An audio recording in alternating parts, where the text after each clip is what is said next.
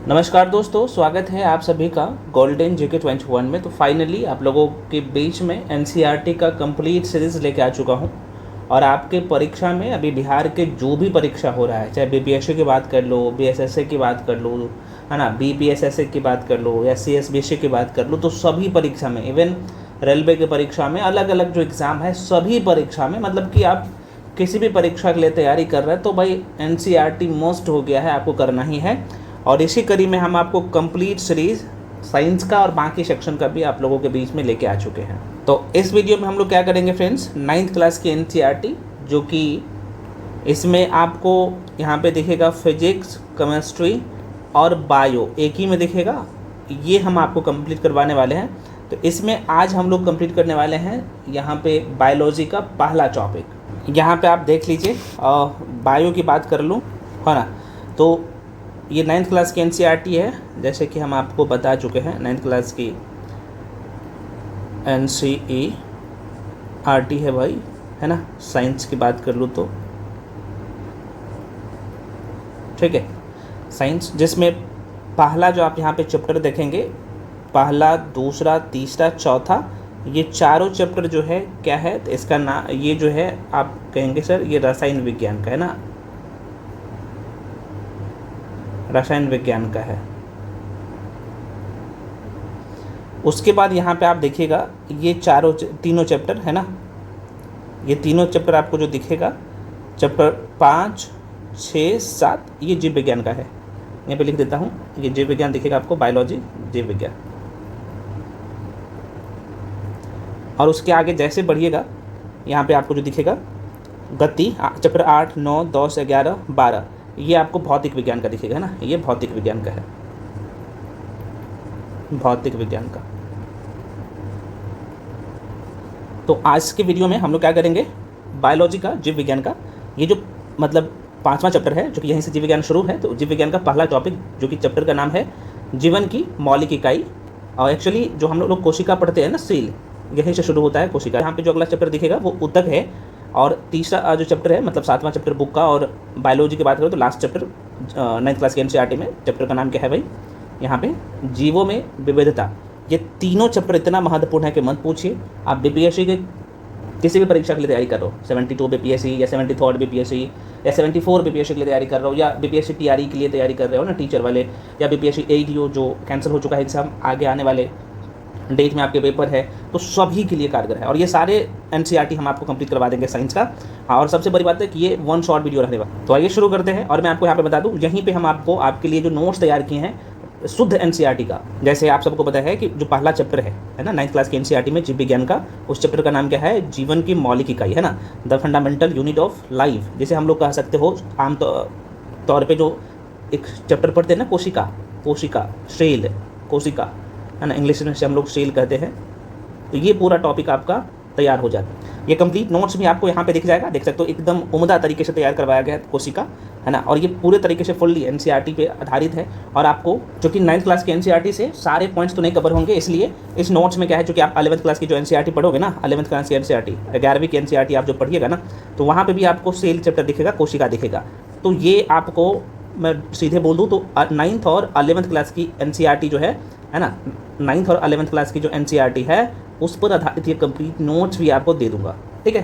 तो आप लोग क्या करो भाई, एकदम वीडियो को शुरू से लेकर अंत तक देख लीजिए। अब साइंस के लेके जो मन में दुविधा था वो खत्म हो जाएगा और एक भी क्वेश्चन गलत नहीं होगा, ठीक है। और ये सारे पॉइंट्स जो है आपको डायग्रामिकली पिक्टोरियल फॉर्म में दिखेगा। बहुत मेहनत किया गया है आप लोगों के लिए, आप देख सकते हो एकदम सारे डायग्राम, है ना, कॉर्क क्या होता है ना, जिसमें पहली बार कोशिका को देखा गया है रॉबर्ट हुक के द्वारा, सब कुछ यहाँ पे आपको देखने। जब कोशिका को देखा तो भाई पहले किस आकार का दिखा, है ना, कोशिका की जो है सेल की संरचना कैसे होती है ना, माइटोकॉन्ड्रिया कैसे कहते हैं, है ना, यहाँ पे उसका आकार कैसा है, न्यूक्लियस की बात कर ले, गोल्जी वेसल्स की बात कर लिया, बाकी जो अलग अलग जो कोशिका का अंग है उसके बात कर, सब आपको यहीं पे। और सेल डिवीजन आपको 9th क्लास के एनसीईआरटी में दिखेगा, आपको पता होना चाहिए, ये आपको 11th क्लास के एनसीईआरटी में दिखेगा। और इसी नोट्स में हम आपको यहीं पे करवा दिए हैं, है ना। तो चलिए शुरू करते हैं। शुरू करने से पहले मैं आपको एक ओवरव्यू दे देता हूँ कि ये जो 9th क्लास की एनसीईआरटी है, इसमें आपको कौन कौन से पॉइंट्स कवर करने हैं। तो पहला जो पॉइंट्स आपको यहाँ पे देखने को मिलेगा भाई, कोशिका आखिर इसका खोज किसने किया, ठीक है, और कोशिका है क्या, जो कि यहाँ से आपको मिले। दूसरा पॉइंट्स आपको यहाँ से मिलेगा, देख सकते हो, सजीव किससे बने होते हैं भाई, तो कोशिका से मिलकर बने होते हैं। तीसरा पॉइंट यहाँ पे मिलेगा कि भाई कोशिका का आकार कैसा है, तो ये आपको यहाँ से दिख जाएगा। अगला पॉइंट ये आपको यहाँ पे कवर करने हैं कि कोशिका किससे बनी होती है और कोशिका का संरचनात्मक है ना संगठन क्या है, जो कि यहाँ से ये आंसर मिलेगा। उसके बाद यहाँ पे प्लाज्मा झिल्ली या फिर कोशिका झिल्ली किसे कहते हैं वो कवर करना है। उसके बाद यहाँ पे कोशिका भित्ति क्या होता है, किसमें पाया जाता है, ये आपको यहाँ से कवर करना है। उसके बाद यहाँ पे केंद्रक क्या होता है भाई कोशिका में। उसके बाद आपको यहाँ पे दिखेगा कोशिका द्रव है ना, और यहीं पे आपको कवर करने होते हैं प्रोकैरियोटिक कोशिका, यूकैरियोटिक कोशिका, इसका आकार, वो सब पॉइंट्स। उसके बाद यहाँ पे कोशिका के जो अंग होता है, कोशिका अंग जिसे आप बोलते हैं ना सेल ऑर्गन्स, जो कि आपको यहाँ पे पढ़ना है। तो कोशिका के जो अंग है उसमें आपको यहीं पे दिखेगा अंतर्द्रवी जालिका, जिसे हम लोग ER कहते हैं। गोल्जी उपकरण क्या होता है, जो यहाँ पे कवर कर। लाइसोसोम का काम क्या होता है, यहाँ से क्या क्या क्वेश्चन बनेगा ये पूरा करना है इसी चैप्टर। अगला पॉइंट आप लोग का है माइटोकॉन्ड्रिया क्या होता है। नेक्स्ट पॉइंट जो आपको कवर करना है वो प्लास्टिड। उसके बाद अगला पॉइंट जो कवर करना है रस धनिया, और ये कंप्लीट हो जाता है आप लोग का 9th क्लास की NCERT। लास्ट में क्वेश्चन आंसर है। चलिए अब शुरू करते हैं भाई यहाँ से कहानी को, और हम लोग क्या करेंगे भाई लाइन बाय लाइन पूरे तरीके से कंप्लीट करने वाले हैं इस सीरीज़ को। मैं पुनः बता चुका हूँ कि भाई ये सभी परीक्षा के लिए, और ध्यान दें हम आपको यहाँ पे ये भी बताएंगे कि आपके परीक्षा में कौन कौन से पॉइंट्स बन सकते हैं इस NCERT से। हालांकि नोट्स तो आपको दे ही रहे, नोट्स का वीडियो अलग से दे ही रहे, बाकी यहाँ पे हम लोग कर ही रहे, ठीक है। तो ध्यान से देख लीजिएगा। आइए क्या लिखा हुआ है जरा सा देखो, क्या कर रहा है कि कॉर्क। अब एक शब्द आपको दिखेगा कॉर्क है क्या, अभी चर्चा करेंगे। तो कह रहा है कि कॉर्क की पतली काट के अवलोकन पर किसने, तो रॉबर्ट हुक ने पाया कि इनमें अनेक छोटे छोटे क्या होता है, पोर कोष्ठक होता है, जिसकी संरचना मधुमक्खी के छत्ते जैसे प्रतीत होती है। और कॉर्क एक पदार्थ है जो वृक्ष की छाल से प्राप्त होता है। कौन से वृक्ष से, तो आपने ओक का वृक्ष देखा होगा, अभी हम आपको डायग्राम से दिखा देंगे। ओक के वृक्ष की छाल से प्राप्त होता है ये कॉर्क, ठीक है। तो कह रहा है कि कॉर्क जो है एक पदार्थ है जो वृक्ष के छाल से प्राप्त होता है। अब सन कितना में, तो 1665 ईस्वी में किसने, रॉबर्ट हुक ने। तो सन 1665 ईस्वी में रॉबर्ट हुक ने इसे स्वनिर्मित सूक्ष्मदर्शी से देखा था, और रॉबर्ट हुक ने जो है इन परकोष्ठकों को कोशिका कहा, सेल कहा, कोशिका कहा, ठीक है। अब यहाँ पे देखिएगा कोशिका की बात कर लो, कोशिका जो यहाँ पे आपको दिख रहा होगा, कोशिका की बात कर लो। ये जो कोशिका है, कोशिका ये लैटिन शब्द है जिसका अर्थ होता है छोटा कमरा। अब देखो को आगे ना आगे दिखेगा, तो उपरोक्त घटना छोटी तथा अर्थहीन लगती हो, लेकिन विज्ञान के इतिहास में यह जो है एक बहुत ही महत्वपूर्ण घटना है। और इस घटना से जो है क्या प्राप्त हुआ, तो सेल शब्द, कोशिका जो शब्द अभी तक जो सुन पा रहे हो ना, 1665 में ये शुरू हुआ, और अभी तक जो आप सुन पा रहे हो, तो भाई एक व्यक्ति का नाम आता है जिसका नाम है रॉबर्ट हुक, और इन्होंने दिया था, है ना। तो वही चीज़ यहाँ पे लिखा हुआ है। इस प्रकार सबसे पहले रॉबर्ट हुक ने देखा कि सजीवों में अलग अलग एकक होते हैं, और इन एककों का वर्णन करने के लिए जीव विज्ञान में कोशिका शब्द का उपयोग आज तक किया जाता है। आओ जो है आगे लिखा हुआ कि आओ कोशिका के विषय में और जानकारी प्राप्त करते हैं। तो यहाँ से भाई 3-4 शब्द आपको दिखेगा। पहला शब्द आपको यहाँ पे दिखेगा कि आखिर जो है ये कॉर्क क्या है। दूसरा जो है कोशिका का नामकरण जो किया, और पहले किसने देखा, तो रॉबर्ट हुक ने देखा। ये रॉबर्ट हुक ने एक्चुअली ये मृत कोशिका का खोज किया था, अभी देखेंगे। फिर जीवित कोशिका का खोज किसने किया था, वह भी देखेंगे। अब यहाँ से ये जो अभी आप इतने लाइन पढ़े हो, इस लाइन में कौन कौन से पॉइंट्स बन सकते हैं आपके पेपर में, हम आपको बता दें। तो सबसे पहले एक शब्द आपने देखा कॉर्क। तो कॉर्क क्या है भाई, देखो ये पेड़ आपको दिख रहा होगा, ये ओक का वृक्ष है ना। ये मैं लिख देता हूँ, ओक का वृक्ष, है ना। जो ऊपर वाला छाल होता है ना, ओक का वृक्ष आप देख सकते हो। यहाँ पे ऊपर वाला छाल नहीं है, लेकिन यहाँ पे आप देखोगे ये ऊपर वाला छाल है। तो इसी छाल से ओक का वृक्ष है, और इसी छाल से कॉर्क प्राप्त होता है ना, ठीक है। तो पेड़ का जो ऊपर वाला हिस्सा है ओक का वृक्ष का, इसी का ना ये ऊपर वाला छाल है, तो इसी छाल से कॉर्क प्राप्त होता है, ठीक है ना। ये तो समझ लिया कॉर्क क्या है। इसी कॉर्क में किसने, तो एक व्यक्ति का नाम है रॉबर्ट हुक ने, है ना, रॉबर्ट हुक, है ना। यहाँ पे लिख देता हूँ रॉबर्ट हुक ने कब, तो ध्यान रखना कि डेट, तो 1665 ईस्वी में, 1665 ईस्वी में। यही है रॉबर्ट हुक, आप सबको पता होना चाहिए, यही रॉबर्ट हुक है भाई, यही रॉबर्ट हुक है। और इन्होंने ही 1665 ईस्वी में स्वनिर्मित सूक्ष्मदर्शी से, अपने हाथों से जो निर्मित सूक्ष्मदर्शी जो बनाया, यही है इसका स्वनिर्मित सूक्ष्मदर्शी। इसी सूक्ष्मदर्शी से कॉर्क में, किस में, तो कॉर्क में जो है यहाँ पे देखा, इसी कॉर्क में देखा कि भाई, कॉर्क में देखा। अच्छा, इसका आकार कैसे इन्होंने दिखा, तो कुछ कमरा टाइप का दिखा, है ना, मधुमक्खी के छत्ते जैसा, है ना। मधुमक्खी के छत्ते को आप जो देखोगे ना, कुछ इस तरीके से आपको दिखेगा। यहाँ पे थोड़ा सा देख लो, इस तरीके से आकार का आपको दिखेगा, है ना, कुछ इस तरह से जो है इन्हें दिखा, और इसी का नाम इन्होंने दिया सेल, ठीक है। वो भी हम तस्वीर आपको दिखाई देते हैं। इन्होंने अपने सूक्ष्मदर्शी से कॉर्क में जो देखा ना, तो कुछ इस तरीके से इन्हें दिखा। ठीक है, यहाँ पे आपको दिख रहा होगा, कुछ इस तरीके से इन्हें दिखा। यहाँ पे देख सकते हैं मधुमक्खी के छत्ते जैसा। और ये कैसा आकार है तो आप देख सकते हो, कुछ इस तरीके से कमरा टाइप का आपको दिख रहा होगा, है ना, इस तरीके से कमरा टाइप का दिख रहा होगा, कमरा टाइप का दिख रहा है इस तरीके से। ठीक है ना, कमरा टाइप का दिख रहा होगा। और ये ध्यान रखना, जब कोशिका, इसी का नाम इन्होंने क्या दिया है भाई, सेल। और एक शब्द वहाँ पे और देखा था किताब में, ओरिजिनल किताब में, जो सेल नाम दिया है ना, कोशिका जो नाम दिया है रॉबर्ट हुक ने, इसे जो रॉबर्ट हुक ने कोशिका नाम दिया है, तो सेल का मतलब ही होता है लैटिन शब्द में, क्योंकि सेल क्या है, एक कोशिका क्या है भाई, सेल क्या है, यहाँ पे लिख देता हूँ। सेल एक लैटिन शब्द है, हिंदी में से हम लोग कोशिका कहते हैं, और इसका मतलब क्या होता है, छोटा कमरा। तो छोटा कमरा जैसे इन्हें आकार का दिखा तो भाई नाम दे दिया। तो कब इन्होंने खोज कर लिया, और ये ध्यान है चूँकि कॉर्क में देखा था, और ये मृत कोशिका का खोज कर लिया सबसे पहले किसने, तो रॉबर्ट हुक ने 1665 में, और नाम भी यही दिया। ठीक है, उसके बाद जो है अब 1674 का टाइम आता है। कब आता है भाई, 1674 में एक व्यक्ति आता है, उस व्यक्ति का नाम होता है लुवेनहॉक। 1674 में, तो लुवेनहॉक 1674 में लिख देता हूँ यहाँ पे, 1674 में लुवेनहॉक ने जीवित कोशिका का खोज। तो जीवित कोशिका का खोज किसने किया, लुवेनहॉक ने। कब किया, 1674 में। 9 साल बाद 1665 में रॉबर्ट हुक ने मृत कोशिका का खोज किया। किस में किया, तो ओक के वृक्ष से जो कॉर्क निकाला जाता है ना, उसके छाल से कॉर्क निकाला जाता है, उसी कॉर्क में। कैसे, तो इन्होंने स्वनिर्मित सूक्ष्मदर्शी से देखा, है ना। तो आपने ये सारी चीज़ें देख ली, ये सारे नोट्स आपको दे दिए हैं ना, सब कुछ लिख दिया हूँ, देख सकते हो भाई, है ना। 1674 में है ना, एंटोनी लुवेनहॉक ने जो है एक उन्नत सूक्ष्मदर्शी से की सहायता से तालाब के जल में, है ना। अच्छा, ये लुवेनहॉक ने जो जीवित कोशिका का खोज किया था, ये तालाब का जल था। ये डायरेक्टली लाइन से प्रश्न पूछता है, ठीक है, तो ये भी ध्यान। तो यहाँ से आपको सारे पॉइंट्स पता चल गया कि भाई क्या क्या पॉइंट्स बनेगा। पहला पॉइंट्स बनेगा, कॉर्क जो है किससे प्राप्त होता है, तो आप कहिएगा सर ये ओक के वृक्ष के छाल से प्राप्त होता है। दूसरा क्वेश्चन क्या बना कि भाई कोशिका का खोज जो है किसने किया सबसे पहले, तो रॉबर्ट हुक ने। कब किया, तो 1665 में। जीवित कोशिका का खोज किसने कर लिया है ना, जीवित कोशिका का खोज किसने कर दिया, क्योंकि रॉबर्ट हुक ने जिस कोशिका का खोज किया था वो मृत कोशिका था, है ना। जीवित कोशिका का खोज किसने किया, जीवित या सजीव कोशिका बोल सकते हो, यहाँ पे लिख देता हूँ, सजीव सेल का खोज जो किसने किया था, लुवेनहॉक ने। कब किया, 1674 में, है ना। और ये किसमें, तालाब के जल में, तालाब के पानी में, तालाब के पानी, वहाँ से एक बूंद लिया और वहीं से इन्होंने पता लगा लिया। चलिए अगला पॉइंट को कवर करते हैं। अगला पॉइंट क्या है, सजीव किससे बने होते हैं, सजीव किससे बने होते हैं। ठीक है, अब देखो आओ, कह रहा है कि, और जूम कर देता हूँ ताकि आपको दिखे, कह रहा है कि प्याज का एक छोटा टुकड़ा लो भाई, प्याज का एक छोटा टुकड़ा ले लिए, ठीक है ले लिए।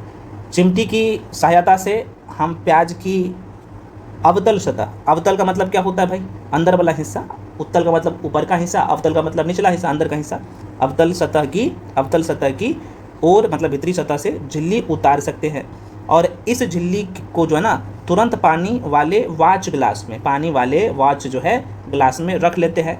इससे झिल्ली मुरने अथवा सूखने से बच जाएगा, है ना। बिल्कुल अगर आप पतला वाला हिस्सा लेते हो ना, तो अगर वो उस गिलास में डालते हो तो वो सूखेगा नहीं। वही कह रहा है, कि हम इस झिल्ली से क्या करें, तो कह रहा है कि एक कांच की स्लाइड लो, है ना, एक कांच की स्लाइड लो और इस पर पानी की एक बूंदे डालो। अब वाच ग्लास में रखी झिल्ली के इस छोटे टुकड़े को इस स्लाइड पर रख दो, और यह जो है यह ध्यान रखे कि झिल्ली बिल्कुल सीधी हो, और एक पतला पेंट ब्रश की झिल्ली को स्लाइड पर जो है रखने में आपकी सहायता कर सकता है। अब इस पर एक बूंद जो है क्या करना है, तो कह रहा है कि सेफ्रोमाइसिन की, है ना, सेफ्रोमाइसिन की, तो एक बूंद आपको क्या करना है, यहाँ पे एक बूंद सेफ्रोमाइसिन डालना है, और इसे कवर स्लिप है, कह रहा है कि उससे ढक देना है। तो इसलिए करवा रहे हैं, जो चीज़ हम आपको समझाए हैं ना, तो उसमें आपको दिखाना चाहेगा कि भाई कोशिका का संरचना, प्याज की छिलका में कोशिका का जो संरचना है ना भाई कैसे दिखेगा, ये चीज़ आपको करवाना चाहता है। तो आपने ले लिया, तो कवर स्लिप को सुई की सहायता से जो है इस प्रकार रखे जिससे कि इसमें वायु के बुलबुले न आने पाए, और कह रहा है कि अपने अध्यापक से सहायता ले, हमने प्याज की झिल्ली की अस्थायी स्लाइड बनाई है।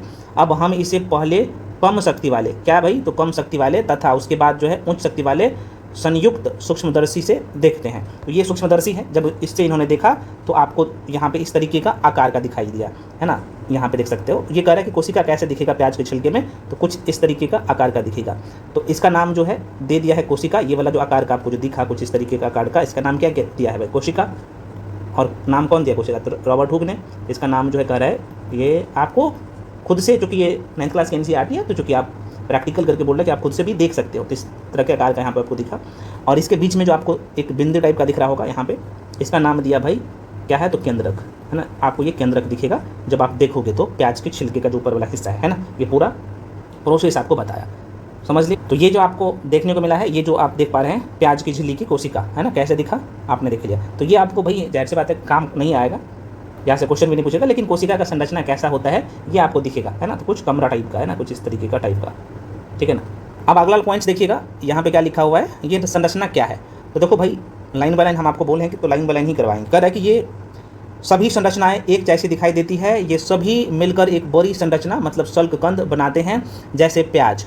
तो इस क्रियाकलाप में हमें पता चलता है कि भिन्न भिन्न आकार के प्याज में सूक्ष्मदर्शी द्वारा देखने पर एक जैसे संरचना दिखाई देगा। तो जाहिर सी बात है प्याज का बड़ा वाला हिस्सा लो या छोटा वाला, उसका जो स्लाइड था उस स्लाइड में जो सूक्ष्मदर्शी से देखा गया, तो कोशिका का जो संरचना है ना, कोई भी बड़ा वाला लो या छोटा वाला लो, संरचना एक ही जैसे दिखाई देगा। ये कोशिका होगा और ये केंद्रक होगा, ठीक है ना, यही कह रहा है। आगे बढ़ो, कह रहे कि प्याज की झिल्ली की कोशिका जो कोशिकाएं जो है एक समान है, मतलब प्याज का कोई भी बड़ा प्याज उठाओ या छोटा प्याज उठाओ, उसमें कोशिका की संरचना समान दिखेगा, ये बताने का कोशिश कर रहा है ना। आगे कह रहा है कि प्याज के आकार से इसका कोई संबंध नहीं है, बिल्कुल। तो आपको ये समझाना चाहता है कि कोई जो सजीव है, मान लो कि कोई आदमी है, तो मान लो कि ये मेल है, ये ए नाम का है व्यक्ति और ये है बी नाम का व्यक्ति, तो इसमें जो कोशिका का जो संरचना होगा ना भाई, उसका आकार वैसा ही होगा, उसका संरचना सेम होगा, ऐसा नहीं कि अलग अलग होगा, ये बताने का कोशिश कर रहा है। चलिए आगे बढ़ते करें कि ये छोटी छोटी संरचनाएं जो हम देख रहे हैं, शल्ककंद प्याज की मूलभूत इकाई है। इन संरचनाओं को कोशिका कहते हैं। न केवल प्याज बल्कि जितने भी जीव जंतु हम अपने आसपास देखते हैं वे सभी कोशिकाओं से बनी है ना। अभी हम आपको बता देंगे, ठीक है, कोशिकाओं से बनी है। और कह रहा है कि यद्यपि कुछ एक कोशिका से, कुछ जीव जो ऐसे होते हैं जो कि एक कोशिका से, है ना, एक ही कोशिका से बने होते हैं। आगे बढ़ते कह रहा है कि आवर्धन लेंस, आवर्धन लेंस, आवर्धन लेंस, आपने नाम जरूर सुना होगा। देखो भाई ये जो आवर्धन, चूँकि ये सब चीज़ें हम लोग लाइट वाला चैप्टर में पढ़े हैं, है ना, सॉरी दर्पण एक चैप्टर है, माफ़ी चाहता हूँ, दर्पण, तो वहाँ पे हम लोग पढ़े हैं, बहुत कायदे से पढ़ाए हैं, कोई बात नहीं, NCERT में भी आगे पढ़ाएंगे। तो आवर्धन लेंस ना, जैसे हम लोग मैग्नीफाइंग ग्लास भी कहते हैं, तो यह एक उत्तल लेंस होता है। क्या होता है भाई, यहाँ पे बता देता हूँ, यह एक उत्तल लेंस होता है। यह किसी भी वस्तु को बड़ा और स्पष्ट प्रतिबिंब देखने में मदद करता है ना। तो आवर्धन लेंस थोड़ा सा ध्यान रखिएगा। तो आगे बढ़ते हैं, कह रहा है कि आवर्धन लेंस की खोज के बाद जो है ना सूक्ष्मदर्शी का आविष्कार संभव हो सका, और यह पता चला कि एक मात्र कोशिका स्वयं में ही एक संपूर्ण जीव जैसे अमीबा हो गया। प्रश्न पूछता है, देखो इस लाइन से ध्यान रख लीजिएगा, ठीक है, ये अमीबा हो गया। दूसरा जो है यहाँ पे क्लेमीडोमोनास, तीसरा प्रामेशियम और बैक्टीरिया। बहुत इंपॉर्टेंट है, यह क्या है भाई, एक ही कोशिका से बना है। अमीबा हो गया, क्लेमीडोमोनास जो है ये हो गया, पैरामीशियम बहुत ऑप्शन में रहता है, और बैक्टीरिया ये क्या है भाई, तो ये जो है सिर्फ एक कोशिका से, है ना। आगे लिखा भी हुआ है कि भाई देख सकते हो कि एक मात्र कोशिका से स्वयं में ही एक संपूर्ण जीव है। ये कौन कौन सा जीव है, ये एक ही कोशिका से बना है। कई बार डायरेक्टली प्रश्न पूछ देता है कि इनमें से कौन सा एक कोशिकीय जीव है। ये 4 नाम ध्यान रखिएगा, ऑप्शन में यही रहता है। अमीबा हो गया, क्लेमीडोमोनास, अब ऑप्शन में ये दे रहा है, पहले प्रामेशियम देता था, तो चूंकि अब सब पढ़ लिया है इसको, तो अब ये देता है क्लेमीडोमोनास, मोनास, और बैक्टीरिया तो आप सबको पता ही होना, ये एक कोशिकीय जीव है, ठीक है। कह रहा कि ये हो सकती है, एक कोशिकीय जीव हो सकती है। इन सजीवों को एक कोशिका जीव कहते हैं, आपने देख लिया। और इसके अतिरिक्त बहुकोशिकीय जीवों में अनेक कोशिकाएं समाहित होकर विभिन्न कार्यों को संपन्न करने हेतु विभिन्न अंगों का निर्माण करती है। और आगे कहता है कि इसके कुछ उदाहरण हैं, जैसे फंजाई, ये बहुकोशिकीय है, पादप, जंतु, ये क्या है, बहुकोशिकीय, ये एक से अधिक कोशिका से मिलके बना है, ठीक। तो आगे कहता है ना, एक कोशिका जीवों के विषय में पता कर सकते हैं भाई। तो एक कोशिका जीव कौन सा था आपने अभी देखा, ये ध्यान रख लीजिएगा, रट लीजिएगा, ये मैं बार बार कर रहा हूँ। अमीबा, क्लेमीडोमोनास, पैरामीशियम और बैक्टीरिया, यह जो है चारों का चारों एक कोशिकीय जीव है। आगे कहता है प्रत्येक बहुकोशिकीय जीव एक कोशिका से ही विकसित हुआ है। प्रत्येक बहुकोशिकीय जीव, यह स्टेटमेंट देगा, है ना, प्रत्येक बहुकोशिकीय जीव एक कोशिका से ही विकास, है ना, विकसित हुआ है। कैसे हुआ है? तो कह रहा है कि कोशिका विभाजित होकर, कोशिका का विभाजन हुआ। सेल डिवीजन एक चैप्टर है, वो आपको 11th क्लास के एनसीईआरटी में दिखेगा, लेकिन हम आपको नोट्स में बार बार जो नोट्स दिया हूँ उसमें सेल डिवीजन भी, कोशिका विभाजन भी बता दिए, ठीक है। तो कह रहा है यहाँ पे देखिएगा, कह रहा है कि प्रत्येक बहुकोशिकीय जीव एक कोशिका से ही विकसित हुआ है। और ये कैसे हुआ है? तो कह रहा है कि कोशिकाएं विभाजित होकर अपनी ही जैसी कोशिकाएं बनाती है, और इस प्रकार सभी कोशिकाएं अपनी पूर्ववर्ती कोशिकाओं से उत्पन्न होती है। तो कोशिका का निर्माण कैसे? अपने पूर्ववर्ती एक ही कोशिका से, ये टूटेगा, बहुकोशिकीय जीव बनेगा, और कई सारे कोशिका से मिलकर बहुकोशिकीय जीव बनेगा। अब देखो कोशिका क्या होता है, ठीक है, जरा सा एक बार मैं एक शब्द में बता देता हूँ। मान लो कि भाई ये जो कोई शरीर है किसी भी व्यक्ति का, है ना, मान लो कि कोई व्यक्ति है, इसका जो शरीर आप देख पा रहे हो ना, तो इस शरीर का सबसे छोटा जो भाग होगा ना, वो कौन सा होगा? ये कोशिका ही होगा, ठीक है। एक क्या होगा भाई, हो जाता है। तो एक लाइन यहाँ पे ध्यान रखिएगा, शरीर की सबसे छोटी इकाई क्या होता है? सेल। तो कोशिका के समूह, मान लो कि ये एकदम छोटा होता है, ये जो सेल आप देख पा रहे हो एकदम छोटा, ये सूक्ष्मदर्शी से देखा जाता है, नंगे आंखों से नहीं देख सकते हो। इसके समूह से क्या बनेगा? सेल से क्या बनेगा? इसका नाम क्या है भाई? सेल है, कोशिका है। कोशिका से मिलकर क्या बनेगा? ऊतक बनेगा, टिश्यू बनेगा। तो यहाँ पे ऊतक, तो ये कई सारे कोशिका से मिलकर जो है यहाँ पे ऊतक का निर्माण होगा। किसका होगा भाई? ये ऊतक होगा। ये चूंकि कोशिका का समूह होता है, तो इसे हम लोग क्या कहते हैं? ऊतक कहते हैं, ठीक है। ऊतक से मिलकर क्या बनेगा? अंग बनेगा, ठीक है। तो ये मान लो कि अंग जो है, चलो ये स्टोमेक है, आपको पता होना चाहिए। तो ये अंग का निर्माण होता है, ठीक है। अंग बनेगा, ऑर्गन बनेगा, और ऑर्गन से जो है अंगतंत्र बनेगा। मान लो कि ये हम आपको पढ़ाते हैं बायोलॉजी में, डाइजेस्टिव सिस्टम, सपोज दैट इसमें यहाँ पे आपको लीवर दिखेगा, है ना, कई सारे आपको स्मॉल इंटेस्टाइन दिखेगा, छोटी आंत, लार्ज इंटेस्टाइन। तो ये अंग तंत्र है ना, क्या इसे अंग तंत्र कहते हैं, ठीक है ना। कई सारे अंग मिला है तो अंग तंत्र बन जाएगा। उसके बाद किसका निर्माण होगा भाई? अंग तंत्र से। तो आप कहिएगा सर यहाँ पे किसी भी सजीव का, मैं एक एग्जाम्पल के तौर पे मनुष्य लिया हूँ, घोड़ा बकरी जो भी लो, तो वो उसका शरीर बनकर तैयार हो जाएगा। तो आप यहाँ पे क्या देखा कि भाई शरीर की सबसे छोटी इकाई क्या है? कोशिका है ना। कोशिका से मिलकर ऊतक बना है ना, टिश्यू बना है, टिश्यू से ऑर्गन बना है ना, अंग बना है, ऑर्गन से ऑर्गन सिस्टम बना है, और ऑर्गन सिस्टम से क्या बन जाएगा? एक शरीर, शरीर हो जाएगा, चाहे सजीव हो, सजीव में कोई भी सजीव, है ना। तो आप देख लिया। तो ये थोड़ा सा ध्यान रखना। तो कोशिका क्या हो गया? शरीर की सबसे छोटी इकाई। अच्छा, ये जो कोशिका जो देखे ना, तो कोशिका भाई जो दिखा, रॉबर्ट हुक ने जो देखा ना, यहाँ पे आप देखोगे कोशिका का जो आकार आपने दिखा, तो कोशिका के अंदर भी अलग अलग अंग है, माइटोकेंद्रक है, माइटोकॉन्ड्रिया है, लाइसोसोम है, और इसके अंदर में, कोशिका के अंदर में भी जो अलग अलग अंग है वो भी काम करता है, जो कि आगे हम बताएंगे, आपको सारे अंग बताएंगे जो कि इसमें दिया गया है। तो आइए, आपने क्या सीखा अभी तक, एक बार रिवीजन करवा देता हूँ। मेरा मोटिव है कि भाई वीडियो में आप याद हो जाए आपको। आपने क्या देखा भाई कि ये पहला शब्द आपने देखा यहाँ पे कॉर्क क्या होता है? तो कॉर्क जो है ओक के वृक्ष से प्राप्त होता है ना, ओक के वृक्ष से प्राप्त होता है। और इसी कॉर्क में जो है रॉबर्ट हुक ने, है ना, रॉबर्ट हुक ने क्या देखा 1665 में, है ना, अपने सूक्ष्मदर्शी से जब देखा तो उसमें एक मधुमक्खी के छत्ते जैसा आकार दिखा, और उसका नाम क्या दिया? तो कोशिका नाम दिया। और ये मृत कोशिका था। क्या था भाई? मृत कोशिका था। उसके बाद क्या आता है भाई? एक व्यक्ति और आता है जिसका नाम था लोवेनहॉक, है ना, लोवेनहॉक, यहाँ पे लिख लो हॉक, लोवेनहॉक। और ये क्या किया भाई? 1674 ईस्वी में जीवित कोशिका का, है ना, जीवित कोशिका का खोज किया, ठीक है ना, जो कि ये जल में किया, पानी में किया, एक बूंद पानी में, ठीक है। उसके बाद आपने क्या देखा कि कोशिका है क्या? कोशिका है क्या?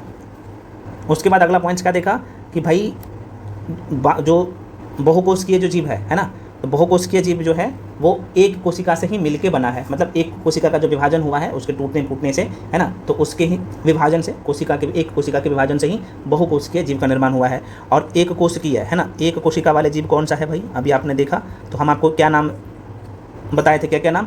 तो एक तो आपने देखा पैरामीशियम, तो क्लेमी जो है डोमोनास जो है दूसरा, तीसरा जो है पैरामीशियम, चौथा बैक्टीरिया। यह जो है यही ऑप्शन में रहता है। तो एक कोशिकीय जीव है, और बहुकोशिकीय जीव एक कोशिका जीव से ही निर्मित हुआ है उसका, डायरेक्टली आपने देखा ना। तो सीधे तौर पर बोलेंगे, आप जब बोलेंगे तो जो बहुकोशिकीय जीव है, बहुकोशिकीय जीव जो है, बहुकोशिकीय जीव कौन सा? तो बहुकोशिकीय जीव जो है उसका निर्माण कैसे हुआ? तो एक कोशिकीय जीव से, है ना, एक ही कोशिका से हुआ है। तो ये सारे पॉइंट्स आपने अभी तक कवर किए हैं, ठीक है। तो ये आपको मल्टीपल टाइम याद रखना है और रिविजन करना है, ठीक है। अब चलो यहाँ पे देखो क्या कहता है, इस लाइन को देखिएगा। तो कह रहे कोशिका का सबसे पहले पता किसने लगाया? वही चीज़ें रॉबर्ट हुक ने, कब? तो 1665 में। ये बॉक्स जो एनसीईआरटी में दिया रहता है ना भाई, उसी में है, वो भी मैं करवा दे रहा हूँ, इसलिए मैं बोल रहा हूँ कि लाइन बाय लाइन करवाएंगे। कह रहे कि उसने कोशिका को कॉर्क की पतली काट में है ना अनगढ़ सूक्ष्मदर्शी से, मतलब उस समय जो पूरे तरीके से जो सूक्ष्मदर्शी था वो विकसित नहीं हुआ था, है ना, तो कह रहे कि अनगढ़ जो है सूक्ष्मदर्शी की सहायता से देखा था। बिल्कुल सही है। अगला जो लाइन आप देख पा रहे हो उसमें क्या है भाई? लोवेनहॉक, है ना। लोवेनहॉक जो है कब? तो 1674 इसमें सबसे पहले क्या किया? उन्नत सूक्ष्मदर्शी से। किससे? तो उन्नत सूक्ष्मदर्शी से तालाब के जल में स्वतंत्र रूप से जीवित कोशिका का पता लगाया, जो कि अभी आपने देखा। उसके बाद एक व्यक्ति और आता है जिसका नाम है रॉबर्ट ब्राउन। अभी तक तो 2 ही व्यक्ति का एंट्री था, अब तीसरा व्यक्ति आ गया। तीसरा व्यक्ति कौन है भाई? इसका नाम है रॉबर्ट ब्राउन। और रॉबर्ट ब्राउन ने क्या किया आप देख सकते हो कि 1831 में, कब? 1831 में कोशिका में केंद्रक का पता लगाया। तो प्रश्न पूछता है कि कोशिका में केंद्र का पता किसने लगाया? तो यही रॉबर्ट ब्राउन है 1831 में। उसके बाद यहाँ पे पुरकंज या पुरकेंजे लिखा रहता है, आपको पता होना चाहिए। जेई पुरकेंजे ने 1839 में 1839 ईस्वी में जो है कोशिका में स्थित तरल जैविक पदार्थ का जो है क्या नाम दिया? जीवदर्भ, है ना। जीवदर्भ जो है ना नाम दिया। किसने दिया? तो आपने देख लिया, पुरकंज या पुरकेंजे भी कई बार जगह रहता है, पुरकंज ध्यान रख सकते हो, एनसीईआरटी में पुरकंज लिखा रहता है, ठीक है, तो आपने देख लिया। ठीक, तो ये चौथा व्यक्ति का एंट्री हो गया। उसके बाद जो है अगला व्यक्ति और आता है भाई, देख सकते हो 2 वैज्ञानिक और आया, 2 जीव वैज्ञानिक और आया। एक व्यक्ति का नाम था स्लाइडेन, है ना, और दूसरे व्यक्ति का नाम था स्वान। तो स्लाइडेन कब आया भाई?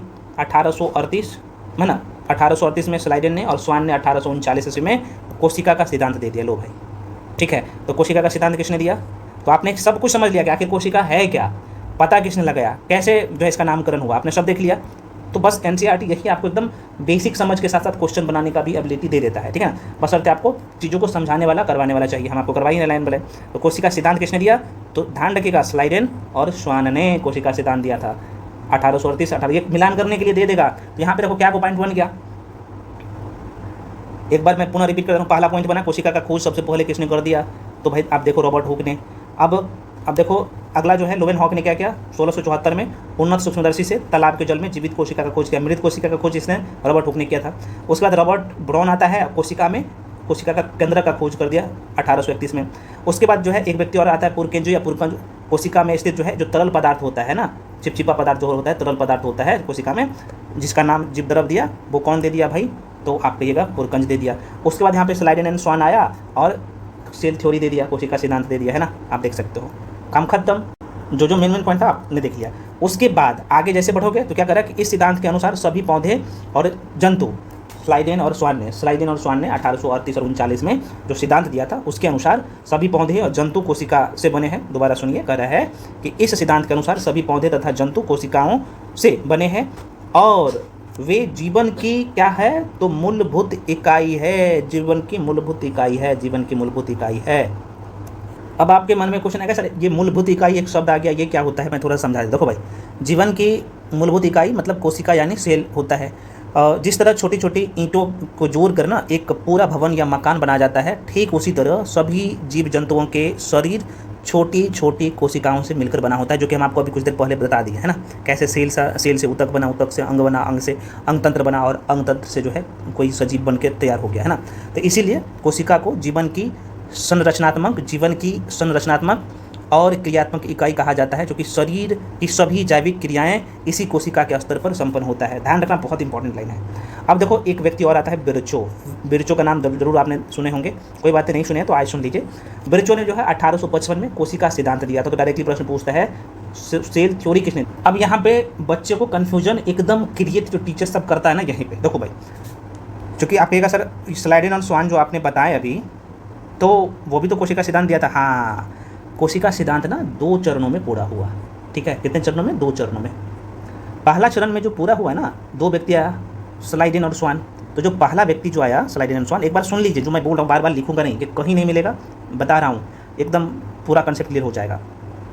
तो 2 जीव वैज्ञानिक आया पहला चरण में, स्लाइडेन और स्वान। तो इन्होंने कोशिका सिद्धांत के विषय में बताया कि इस सिद्धांत के अनुसार, जो स्लाइडेन और स्वान ने जो सिद्धांत दिया, इसके अनुसार इन्होंने बताया कि सभी पौधे और जंतु कोशिकाओं से बने हैं, पौधे तथा जंतु कोशिकाओं से बने हैं और वे जीवन की मूलभूत इकाई है। लेकिन यहीं से चीज़ें तो कंप्लीट नहीं होगा। भी आगे तो ये भी प्रश्न आया ना कि भाई कोशिका का निर्माण आखिर हुआ कैसे, है ना, बना कैसे। तो भाई विर्चो आया, ये विर्चो ने क्या बता दिया, विर्चो ने क्या बता दिया, है ना, इसका नाम है रुडोल्फ विर्चो, रुडोल्फ विर्चो पूरा नाम है। इन्होंने 1855 में बता दिया, है ना, कोशिका सिद्धांत को आगे बढ़ाया और इन्होंने बोल दिया कि पहले से जो मौजूद कोशिका है ना, जो पहले से मौजूद कोशिका है, पहले से मौजूद कोशिका है, इसी के विभाजन के बाद इसी से जो है अगला कोशिका से, मतलब इसी के बाद जो है कहने का मतलब ये जो पहले वाला कोशिका है ना, उसी से जो है ये दूसरी कोशिका, जो आगे जो कोशिका बनेगा तो ये पहले वाले कोशिका से इस कोशिका का निर्माण होगा। तो सीधे तौर पर अगर मैं बोलूँ तो भाई पहले जो है सबसे पहले 1838 से 39 में स्लाइडेन और स्वान ने बताया कि सभी पौधे और जानवर कोशिका से बने हैं।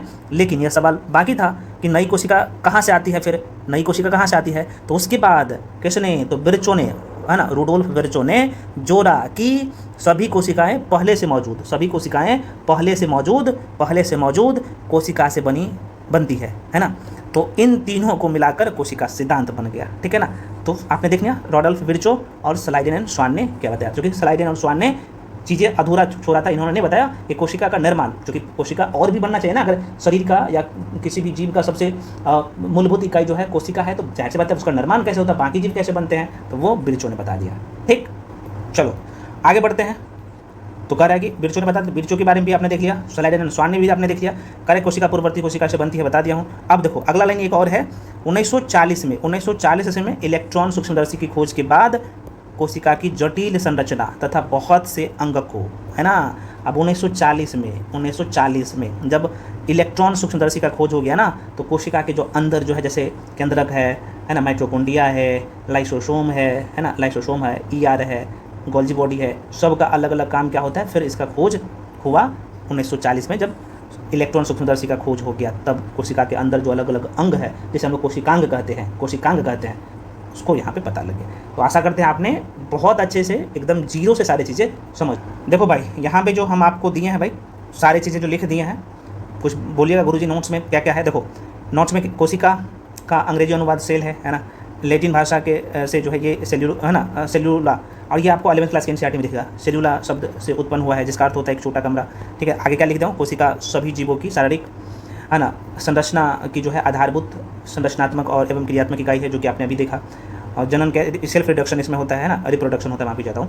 तो कोशिकाएं ही जो है जीवों के शरीर का निर्माण करती है, आपने देख लिया। और एक कोशिका वाले जो जीव होते हैं, जैसे आपने देखो डायग्राम से, हम ये अमीबा है, ये पैरामीशियम है, ये बैक्टीरिया है, और ये जो आपको दिखेगा क्लेमिडोमोनास, ये बहुत ऑप्शन है, क्योंकि ये तो अमीबा, पैरामीशियम और बैक्टीरिया सबको बता रहता है।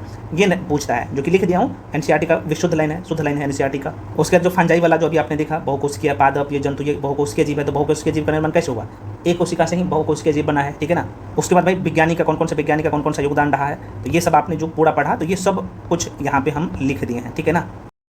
बहुत सा फ्रेंड्स का रहता है कि सर हम आपके साथ जुड़ना चाहें, हमें एक जगह सारे नोट्स मिल जाए, सारे क्लास मिल जाए, इस नोट्स का वीडियो मिल जाए, है ना। 72वीं बीपीएससी के लिए, चूँकि अभी भी आपके पास, चूँकि अब बीपीएससी का आप देखेंगे तो एग्ज़ाम डेट बढ़ गया है ना, तो भाई आपके लिए गोल्डन चांस है। अभी भी लगभग 50 दिन बचा हुआ है, तो आराम से कर सकते हैं सारे सेक्शन। अगर आपको लगता है कि मेरे पास सही नोट्स नहीं है, एनसीईआरटी कवर नहीं हुआ है, या फिर हिस्ट्री, पॉलिटी, ज्योग्राफी, साइंस या करंट अफेयर्स में कहीं पे भी दिक्कत है, तो आप इस बैच को ज्वाइन कर सकते हो। इसमें कंप्लीट जो है साइंस तो पूरा करवाएंगे ही, साथ करवा ही रहे हैं, बाकी सेक्शन भी इसमें कंप्लीट है ना।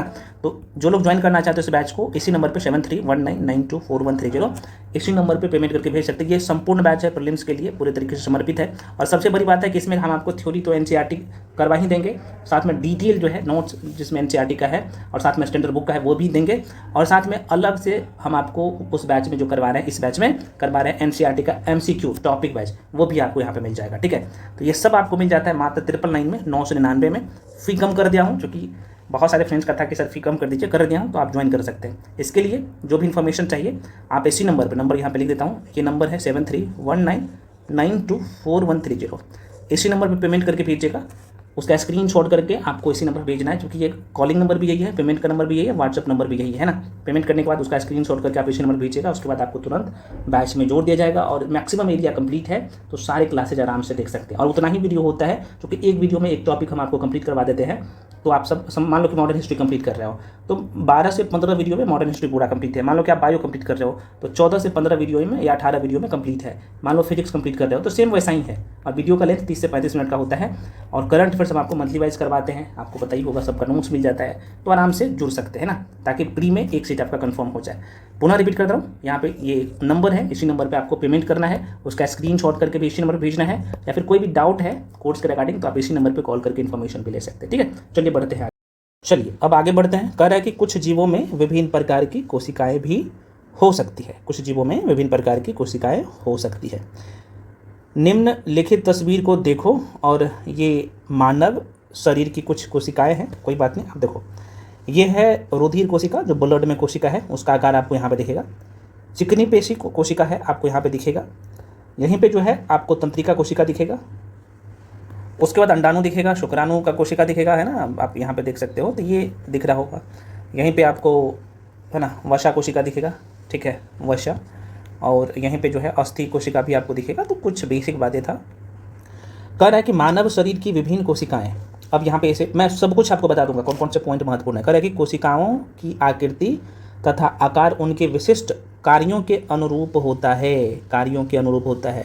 कोशिका की आकृति और आकार उनके विशिष्ट कार्यों के अनुरूप होता है। सही कह रहा है। कोशिकाएं अपना आकार बदलती रहती है। कोशिकाएं अपना आकार बदलती रहती हैं। ये स्टेटमेंट देख के यही से लाइन उठा के पूछ देता है। जैसे एक कोशिकीय जीव में आपको पता है अमीबा आता है, बहुत पूछता है अमीबा। तो जैसे एक कोशिकीय जीव अमीबा, कुछ जीवों में कोशिका का आकार लगभग स्थिर रहता है और प्रत्येक प्रकार की कोशिका के लिए विशिष्ट होता है। उदाहरण के लिए तंत्रिका कोशिका, प्रत्येक जीवित कोशिका में कुछ मूलभूत कार्य करने की क्षमता होती है, जो सभी सजीवों का गुण है। एक जीवित कोशिका ये मूलभूत कार्य कैसे करती है? क्वेश्चन ने पूछा है कि एक जीवित कोशिका ये मूलभूत कार्य कैसे करती है। तो कह रहा है कि हम जानते हैं कि बहुकोशिकीय जीवों में श्रम विभाजन, ये बहुत इंपॉर्टेंट लाइन है, बहुकोशिकीय जीवों में श्रम विभाजन होता है। अच्छा, यहाँ से आपने क्या समझा? बहुत अच्छा लाइन है। श्रम विभाजन का मतलब क्या? अब देखो, हमारे शरीर में हम आपको उदाहरण के थ्रू समझाते हैं। इसका मतलब ये है कि बहुकोशिकीय जीव में अलग अलग कोशिकाएं उत्तक मिलकर अलग अलग कार्य करता है। तो अगर मैं यहीं पे बोल दूं, ये एक व्यक्ति है, ठीक है, इस व्यक्ति के शरीर में कुछ कोशिकाएं जो होगा ना, वो सांस लेने में काम करती है, कुछ कोशिकाएं पाचन में मदद करती है, और कुछ आप देखोगे तो हमारे शरीर में खून को पंप करने में सहायता प्रदान करता है। तो यही क्या होता है भाई, क्योंकि अलग अलग अंग जो आप देखेंगे ना, तो अलग अलग अंग का जो कोशिका है भाई वो अलग होगा, है ना, तो वो अलग अलग काम कर रहा है। तो आप देख सकते हो श्रम विभाजन का काम करता है। तो कुछ लोग पंप कर रहे हैं, है ना, खून को पंप कर रहे हैं, कुछ लोग क्या कर रहे हैं कि खाना को पचा रहे हैं। तो ये कोशिका जो बहुकोशिकीय जीव में क्या होता है ना, श्रम विभाजन का काम करता है। बहुत इंपॉर्टेंट लाइन है, आशा करते हैं आपको समझ में आया होगा। आसान शब्दों में हम आपको बता दें, करें कि इसका अर्थ यह है कि शरीर के विभिन्न अंग विभिन्न कार्य करते हैं। हम आपको बता दिए हैं, ठीक है। जैसे लीवर का काम क्या होता है ना, किडनी का काम क्या होता है ना। तो आप सबको पता है कि जो हम लोग का जो लीवर होता है, लीवर जिगर हमारे शरीर के लिए एक फिल्टर की तरह काम करता है। यह खून से हानिकारक पदार्थों, माफ़ी चाहता हूँ, खून से बोल रहा हूँ, हाँ ठीक है, खून से हानिकारक पदार्थों को बाहर करता है, अलग करता है, और पीत बनाता है, और पोषक तत्व को स्टोर करता है। वही किडनी की बात कर ले तो किडनी जो है खून को साफ करता है, और वहाँ से अवशिष्ट पदार्थों को क्या करता है भाई, बाहर निकालता है। तो चूँकि अलग अलग जो कोशिका है ना, वो अलग अलग काम कर रहा है, मतलब अलग अलग अंग का कोशिका। यही कह रहा है कि बहुकोशिकीय जीवों में श्रम विभाजन होता है, ठीक है। चलो आगे बढ़े। जैसे कि आगे कह रहा है कि जैसे मनुष्य के शरीर में हृदय रुधिर को पंप करता है तथा आमाशय भोजन को पाचन आदि में काम करता है, और इसी प्रकार एक कोशिका में भी श्रम विभाजन होता है। आप कहिएगा सर बहुकोशिकीय जीव में श्रम विभाजन का काम होता है, लेकिन एक कोशिकीय जीव होता है ना, इसमें भी श्रम विभाजन का काम होता है। स्टेटमेंट देख के यहीं से क्वेश्चन बनेगा, इनमें से कौन कौन से कोशिका का लक्षण है। तो ये बहुकोशिकीय जीव श्रम विभाजन का काम करता है। दूसरा स्टेटमेंट देगा एक कोशिकीय जीव, यह भी श्रम विभाजन का काम करता है। क्या यह सही है? दोनों सही है, इनमें से एक सही है। इस तरीके से ऑप्शन देता है। तो यह भी एक कोशिकीय जीव भी श्रम विभाजन का काम करता है। क्योंकि अब जिस नेचर से आयोग क्वेश्चन बनाता है ना भाई, आपको एक एक लाइन से क्वेश्चन निकालने आना चाहिए, और ये महत्वपूर्ण है। आपको आपका समझ है तो भाई जाहिर सी बात है आप कर लोगे। वास्तव में ऐसी प्रत्येक कोशिका में कुछ विशिष्ट घटक होते हैं, हम देखो हिंदी वाले बच्चों के ना यहाँ पे परेशानी जो होता है ना, एक लाइन इन्होंने क्या बोला कि वास्तव में ऐसी प्रत्येक कोशिका में जो है कुछ विशिष्ट घटक होता है। घटक का मतलब क्या होता है? घटक का मतलब होता है किसी चीज़ का हिस्सा या अंग होता है, ठीक है ना। घटक का मतलब क्या होता है? किसी चीज़ का हिस्सा या अंग होता है। घटक का मतलब क्या होता है? किसी चीज़ का हिस्सा या अंग। ठीक है, क्योंकि ये छोटे छोटे होंगे। तो अब यहाँ से देखो क्या बोला है, एक लाइन के ऊपर हो, तो कह रहा है कि वास्तव में ऐसी प्रत्येक कोशिका में कुछ विशिष्ट घटक, मतलब कुछ अलग अलग जो है घटक होगा, छोटा छोटा मतलब वो अंग होगा, है ना, अंग होता है जिन्हें कोशिकांग कहते हैं। तो हम आपको बताएं कि कोशिका के अंदर, अभी मैप पे दिखाएंगे, मान लो कि ये कोशिका है, कोशिका के अंदर मैं यहाँ पे आप सबको बताया कि न्यूक्लियस होता है, केंद्रक होता है, उसके बाद आपको माइटोकॉन्ड्रिया दिखेगा, है ना, उसके बाद आपको माइटोकॉन्ड्रिया दिखेगा, राइबोसोम दिखेगा। तो माइटोकॉन्ड्रिया का काम क्या होता है, तो आप सबको बताया कि माइटोकॉन्ड्रिया जो ऊर्जा बनाता है, राइबोसोम जो प्रोटीन का निर्माण करता है, ये हर एक कोशिका के अंदर का अंग है, वो भी काम कर रहा है। तो भाई सारे पॉइंट्स महत्वपूर्ण है, ठीक है, तो ध्यान रखिए। तो ये समझ लिया। तो करेक्ट, जैसे हम लोग कोशिकांग कहते हैं, कोशिका के अंदर जो अलग अलग अंग है उसे कोशिकांग कहते हैं। तो आपको पता चल गया कोशिकांग क्या होता है। अगला पॉइंट है कि प्रत्येक कोशिकांग अब हम बोलेंगे तो आपको समझ में आना चाहिए कोशिका के अंदर का भाग, जो छोटे छोटे अंग है जो ऑलरेडी वो काम करता है, उसका अलग अलग काम है, ठीक है। तो कोशिकांग एक जो है ना, आगे क्या कर रहा है कि प्रत्येक कोशिकांग एक विशिष्ट कार्य करता है, जैसे कोशिका में नए पदार्थ का निर्माण, अवशिष्ट पदार्थों का निष्कासन। तो अलग अलग कोशिका का अलग अलग काम है, अलग अलग कोशिकांग का अलग अलग काम है। तो कह रहा है कि इन कोशिकांगों के कारण ही एक कोशिका जीवित रहती है। इस कोशिकांगों के कारण एक कोशिका जीवित रहती है। कोशिका में ये अलग, कोशिका के जो अंदर का जो छोटे छोटे अंग है ना, वो काम नहीं करना बंद कर देगा तो कोशिका मृत हो जाएगा, ठीक है ना, वही कह रहा है और अपने सभी कार्यों को करती है। तो ये कोशिकांग मिलकर जो है, अभी हम आपको बताएंगे, पहले ये पूरा कर लेते हैं, उसके बाद मैं आपको डायग्राम पे लेके जाऊंगा। तो कह रहे कि ये मिलकर जो है एक मूलभूत इकाई बनाते हैं जिसे कोशिका कहते हैं। तो कह रहे कि यह बड़ा रुचिकर है कि सभी कोशिकाओं में एक ही प्रकार के कोशिकांग होते हैं। सभी कोशिका में, बहुत अच्छा लाइन बोला, सभी कोशिकाओं में एक ही प्रकार के कोशिकांग होते हैं। इससे कोई फर्क नहीं पड़ता है कि उसके कार्य जो है ना क्या है, अथवा वे किस जीव में पाए जाते हैं। अब देखो, जब बिगनर विद्यार्थी होता है ना, तो यहाँ पे कंफ्यूज होता है। मैं थोड़ा सा बताता हूँ कहाँ पे कंफ्यूज लोग होता है। देखो, ये कह रहा है कि यह बड़ा रुचिकर है, एनसीईआरटी देखो कितना एकदम डीप में पॉइंट को लिखा है। लेकिन ये कुछ लोग गलत सोचेंगे कि ये एनसीईआरटी तो गलत लिखा है। नहीं, गलत नहीं लिखा है। देखो इन्होंने क्या लिखा कि यह रुचिकर है कि सभी कोशिकाओं में एक ही प्रकार के क्या पाया जाता है, सभी कोशिकाओं में एक ही प्रकार के कोशिकांग होते हैं। तो ये आप सोचेंगे, ऊपर से बोलेंगे कि सर ये कैसे पॉसिबल है। हाँ, ये होता है। आप कहिएगा, कुछ लोग सोचेंगे सर पादप कोशिका में तो अलग अलग कोशिकांग है और जंतु कोशिका में अलग अलग कोशिकांग है, तो एक जैसे कैसे हुआ। नहीं, देखो इसमें कुछ ट्विस्ट है, क्योंकि एनसीईआरटी यहाँ पे यह कहना चाहती है कि कोशिका मांसपेशी की हो। कोशिका किसकी हो? मांसपेशी की हो, है ना, मांसपेशी की हो या तंत्रिका तंत्र की। इसका कहने का मतलब यह है, या तंत्रिका तंत्र की। एनसीईआरटी ये कहना चाहती है कि कोशिका चाहे मांसपेशी की हो या तंत्रिका की, प्रकृति ने उन सभी को एक तरह के उपकरणों, ऑर्गेनेसेल जिसे हम लोग कहते हैं उपकरणों के साथ बनाया। जैसे कि माइटोकॉन्ड्रिया ऊर्जा के लिए काम करता है, एंडोप्लाज्मिक रेटिकुलम ये परिवहन का काम करता है, न्यूक्लियस की बात कर ले तो ये कंट्रोल रूम के तरह ये काम करता है। तो यह एक बेसिक फैक्ट्री सेटअप की तरह जो है हर जगह मौजूद होता है, चाहे मांसपेशिया की बात कर लूँ या तंत्रिका कोशिका की बात करूँ, तो ये सारी चीज़ें दोनों में सेम दिखेगा। ये नहीं करा कि पादप कोशिका में अलग होता है, जंतु कोशिका में कोशिकांग अलग होता है, ये अलग बात है, वो अलग होगा, है ना। तो यहाँ पे एनसीईआरटी आपको ये कहना चाहता है, ठीक है। तो सही है, ये लाइन सही है, ठीक है। तो करेक्ट, यह बड़ा रुचिकर है कि सभी कोशिकाओं में एक ही प्रकार के कोशिकांग होते हैं और इससे कोई फर्क नहीं पड़ता है कि उसके कार्य क्या अथवा वे किस जीव में पाई जाती हैं। तो बेसिक लाइन। अब मैं थोड़ा सा आपको यहीं पे कोशिका के अंदर जो है ना अलग अलग जो अंग है ना, उससे आपको याद दिला देता हूँ। तो हम लोग क्या करते हैं भाई, एक बार हम आपको एक इमेज के थ्रू आपको बता देते हैं कोशिका के जो अंदर अलग अलग अंग है, तो वहाँ से आपको परिचित करवा देते हैं। देखो, अच्छा, ये जो लाइन आपको बोला ना कि सभी कोशिकाओं में एक ही प्रकार के कोशिकांग होते हैं, ये जो एनसीईआरटी लिखा है ना, ये यूकैरियोटिक कोशिका के संदर्भ में बोला है। पादप कोशिका और जंतु कोशिका में भिन्नता है, आप भी समझ रहे हैं, हम भी समझ रहे हैं, लेकिन ये जो लाइन लिखा है ये यूकैरियोटिक कोशिका के संदर्भ में लिखा है, ठीक है। तो अब यहाँ पे एक बार देख लो, है ना, ये जो आप देख पा रहे हो तस्वीर में, कोशिका के अंदर जो अलग अलग अंग है, जैसे हम लोग कोशिकांग कहते हैं, यहाँ पे लिख देता हूँ क्या, जैसे हम लोग कोशिकांग कहते हैं ना, कोशिकांग कहते हैं, तो कोशिका के अंदर का भाग है ना। अच्छा, ऑर्गेनल, कोशिकांग को इंग्लिश में ऑर्गेनल कहते हैं,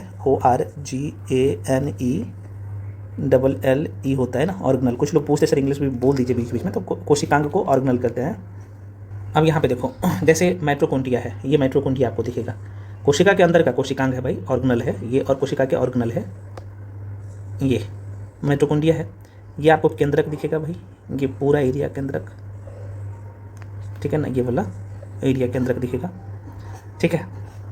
उसके बाद आपको यहाँ पे ये जो आप देख पा रहे हो सेंट्रोसोम है। इसका काम क्या है, सबका अलग अलग काम है, चर्चा करेंगे। सेंट्रोसोम है, उसके बाद ये प्लाज्मा मेम्ब्रेन है, बहुत इंपॉर्टेंट है, डायरेक्टली प्रश्न पूछता है, ठीक है ना। एक शब्द अभी आपने देखा था, है ना, इंडोप्लाज्मिक रेटिकुलम ना, ER जिसे आप लोग बोलते हो। तो इंडोप्लाज्मिक रेटिकुलम ना, मैं थोड़ा सा कोशिका का यहाँ पर डायग्राम बनाता हूँ। देखो भाई, ये केंद्रक होता है, ठीक है। यहाँ पे ये माइटोकॉन्ड्रिया है, ये वाला जो आपको दिख रहा होगा यहाँ पे तस्वीर में माइटोकॉन्ड्रिया है। इसका काम क्या है अभी हम लोग देखेंगे, ये माइटोकॉन्ड्रिया है, ठीक है।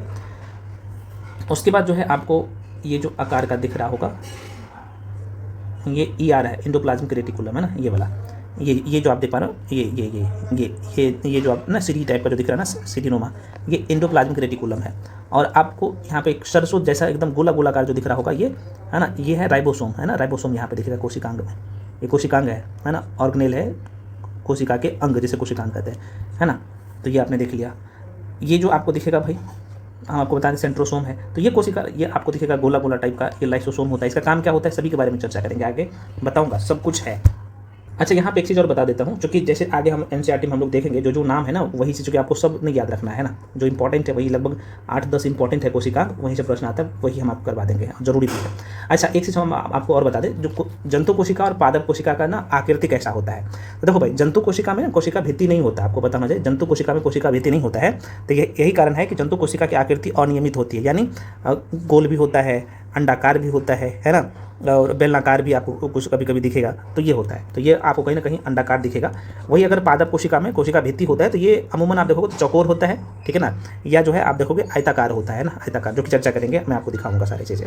तो देख सकते हो NCERT ने आपसे क्वेश्चन पूछा है कि कोशिका की खोज किसने और कैसे किया। तो भाई कोशिका खोज किसने किया, तो आप कहिएगा सर ये प्रश्न देखो आपसे पूछा है, और ये इसी लाइन से उठा के ना आयोग, बिहार के आयोग, चाहे जो भी आयोग की मैं बात करूँ तो प्रश्न पूछता है। तो पहली बात, कोशिका का खोज किसने किया, तो एक क्वेश्चन यहाँ से बन गया।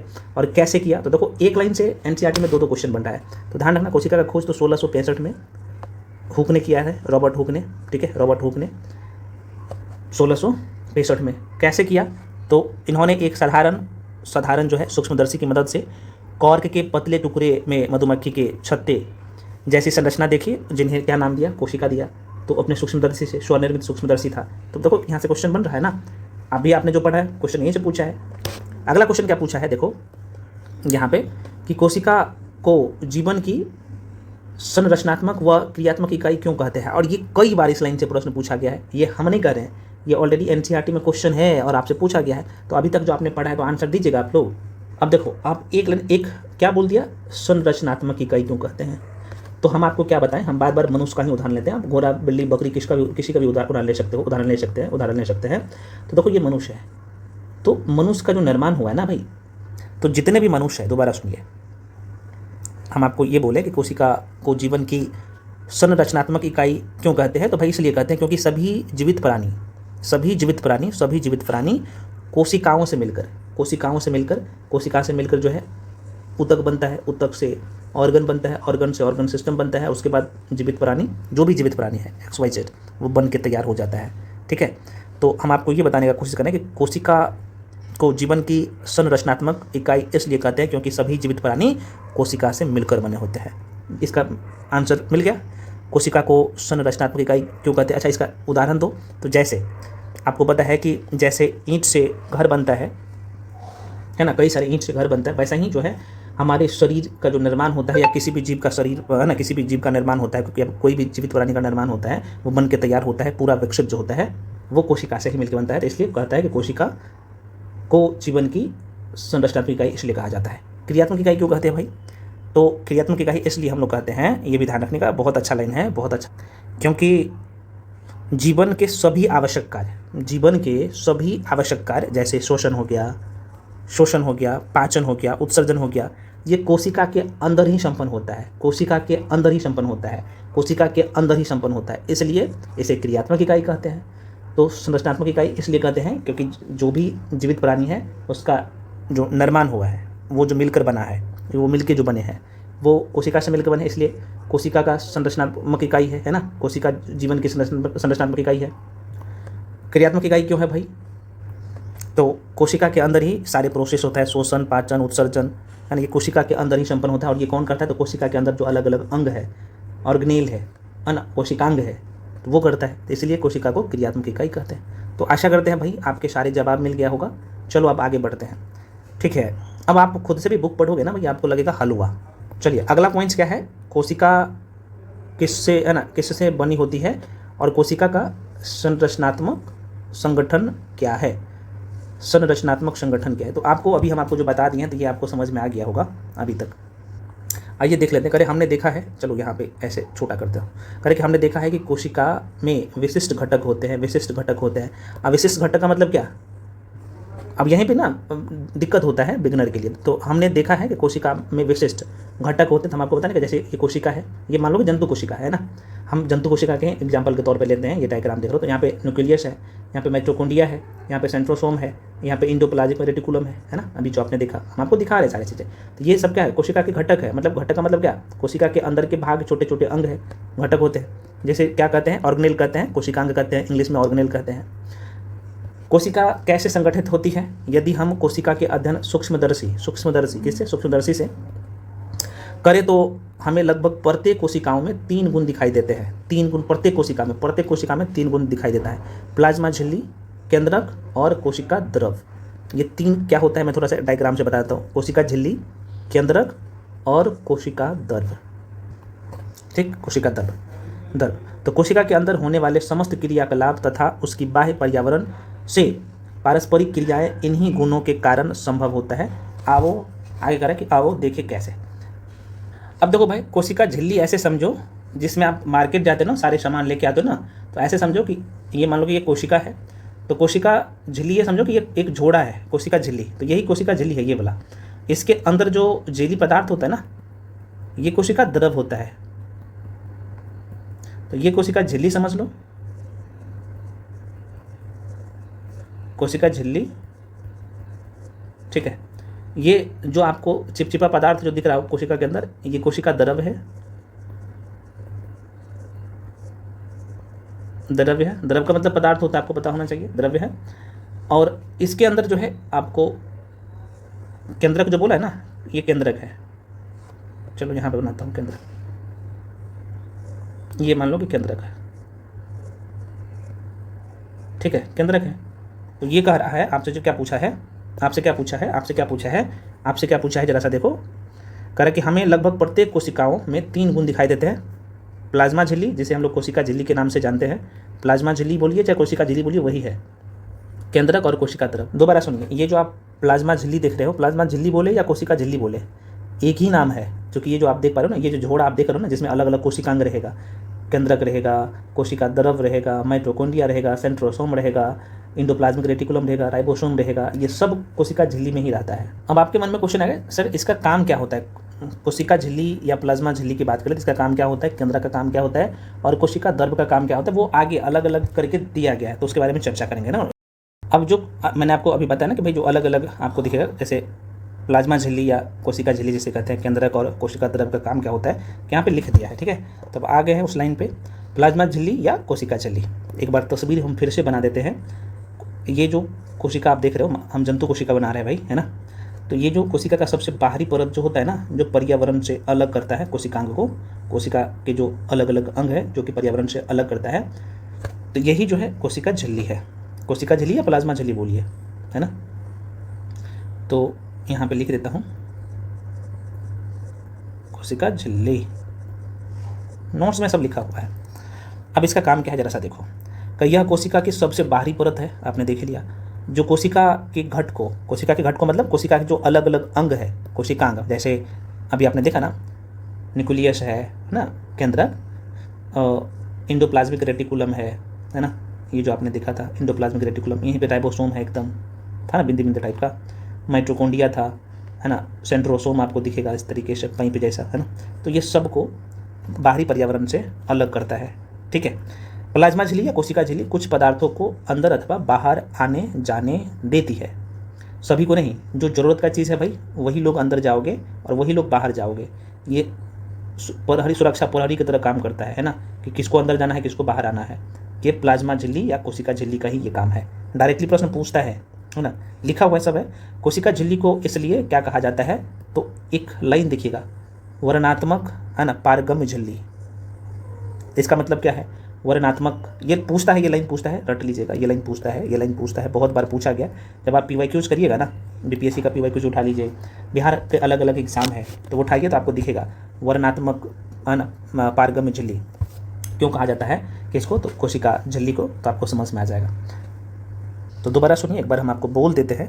कोशिका झिल्ली मुख्य रूप से लिपिड, अच्छा ये जो है ना कोशिका झिल्ली की बात कर ली, किसका बना होता है ना, कोशिका का जो झोड़ा है जिसमें अलग अलग कोशिकांग होता है, ऐसे बोल सकते हो, तो किसके बना होता है, तो लिपिड और प्रोटीन से। किससे, लिपिड ध्यान रखना, और प्रोटीन से, दोनों से मिलकर बना होता है। पहला चीज़ ध्यान रखना, इसमें कुछ खास प्रोटीन चैनल्स और पंप होते हैं जो तय करते हैं कि कौन अणु इसके पार आ सकता है और कौन नहीं आ सकता है ना। छोटे और बिना आवेश वाले अणु आसानी से निकल जाते हैं, जबकि बड़े या आवेशित अणुओं को प्रोटीन्स के जरिए प्रवेश मिलता है, जो कि आगे चर्चा करेंगे, बहुत इंपॉर्टेंट है। तो कौन अंदर आएगा कौन बाहर जाएगा, ये है, ध्यान रखना। अब आगे बढ़ते हैं। कोशिका में जो है, कोशिका में पदार्थों की गति कैसे होती है, पदार्थ कोशिका से बाहर कैसे आते हैं, तो भाई ये इसी के माध्यम से, वर्णात्मक परागमय झिल्ली के माध्यम से। हम आपको अगर सीधे तौर पे बोले ना कि भाई अगर कोशिका के अंदर पदार्थ को अंदर या बाहर जाना, ये इसी माध्यम से जाएगा, वर्णात्मक परागमय, है ना, सॉरी परागमय बोल रहा हूँ, माफी चाहता हूँ, पारगम्य जो है झिल्ली के थ्रू। तो पदार्थों का कोशिका के अंदर और बाहर जाना पूरी तरह से इसी वर्णात्मक पारगम्य झिल्ली द्वारा जो है नियंत्रित होता है। तो कई तरीके से होता है, जैसे विसरण होता है, पराशरण के बारे में भी हम लोग चर्चा करेंगे, तो पराशरण को भी देखेंगे। चलिए आगे अगला लाइन है, देख लीजिए, कह रहा है कि कुछ पदार्थ जैसे carbon dioxide CO2, carbon dioxide अथवा ऑक्सीजन ऑक्सीजन कोशिका झिल्ली के आर पार जो जाता है ना भाई, डायरेक्टली पूछता है। दोबारा सुनिए, जैसे कार्बन डाइऑक्साइड अथवा ऑक्सीजन, कोशिका झिल्ली या कोशिका झिल्ली में बोलो, चाहे कोशिका प्लाज्मा झिल्ली बोलो, कोशिका झिल्ली या प्लाज्मा झिल्ली दोनों एक ही चीज़ है। तो कह रहा है कि कोशिका झिल्ली के आर पार विसरण के माध्यम से, ध्यान रखना किसके, तो विसरण, ध्यान रखना किसका, विसरण प्रक्रिया द्वारा आ जा सकते हैं। डायरेक्टली प्रश्न पूछता है, ठीक है, ये कई बार प्रश्न पूछा गया, ध्यान रखिएगा। तो कार्बन डाइऑक्साइड और ऑक्सीजन कोशिका में इंटर करेगा भाई, कोशिका झिल्ली के अंदर और बाहर जाएगा, तो वो विसरण के थ्रू, किसके थ्रू, विसरण प्रक्रिया से जा सकते हैं, ठीक है।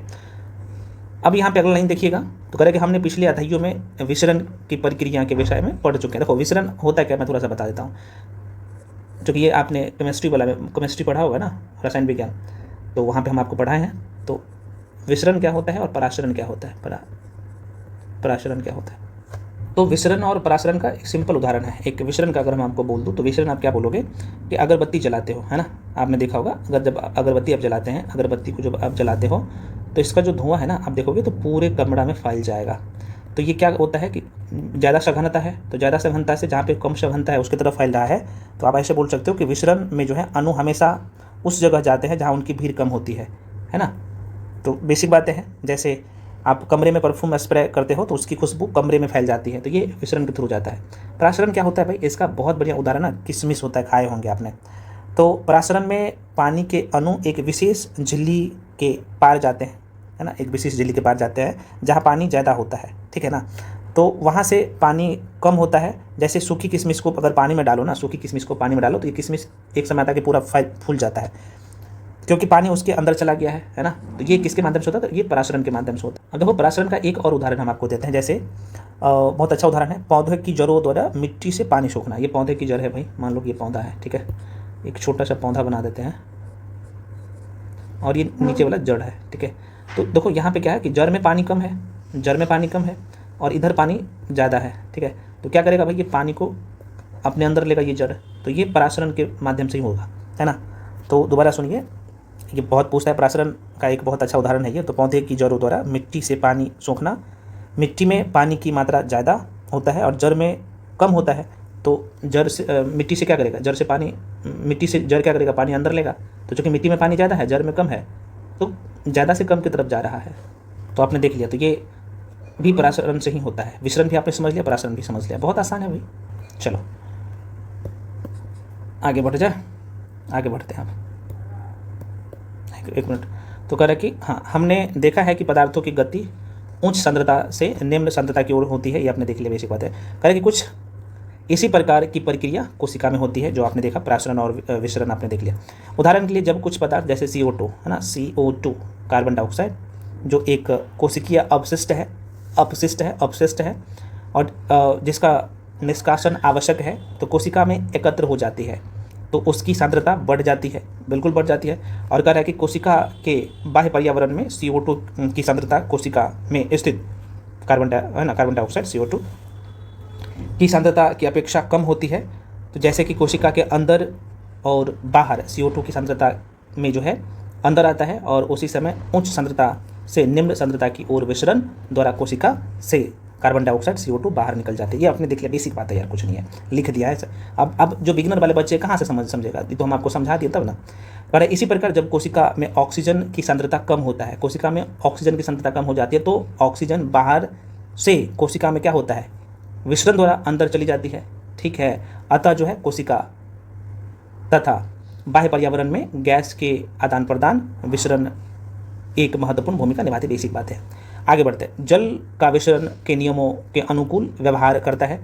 जल के अणुओं की गति जब वर्णात्मक है ना, पारगम झिल्ली, बहुत इंपॉर्टेंट लाइन है, अभी आपने देखा था, तो वर्णात्मक पारगम झिल्ली द्वारा हो जाता है, उसे हम लोग पराशरण कहते हैं। तो पराशरण हम आपको बता दिए, पराशरण क्या होता है, विसरण क्या होता है, कि दोनों समझ लिया, बहुत पूछता है, ध्यान रखिएगा, ठीक है ना।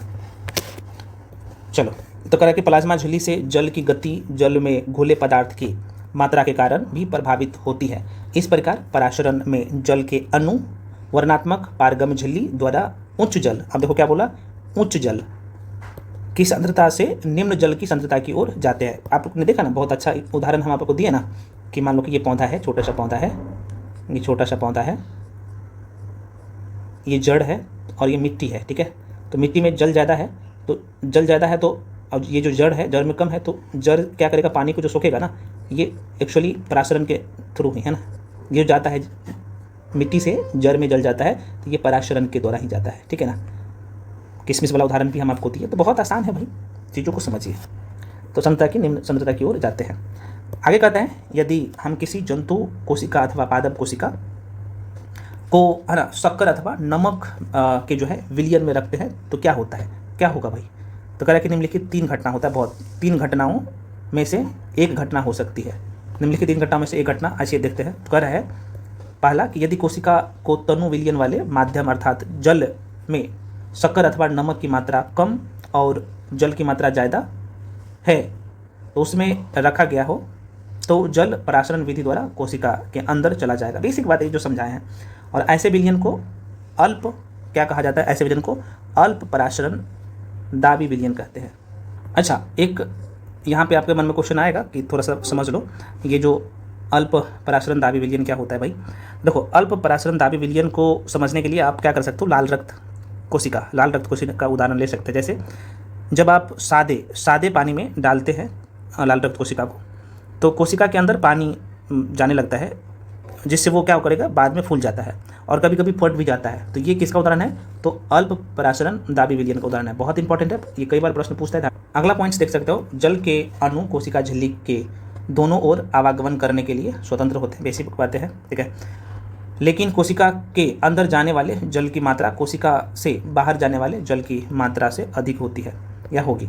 इस प्रकार शुद्ध परिणाम यह होगा कि जल कोशिका के अंदर गया, इससे कोशिका फूलने लगेगी। बेसिक बातें जो हम आपको बताएं, यदि कोशिका को ऐसे माध्यम विलयन में रखा जाए जिससे बाह्य जल की सांद्रता कोशिका में स्थिर जल की सांद्रता के ठीक बराबर हो, तो कोशिका झिल्ली से जल में कोई शुद्ध गति नहीं होगी।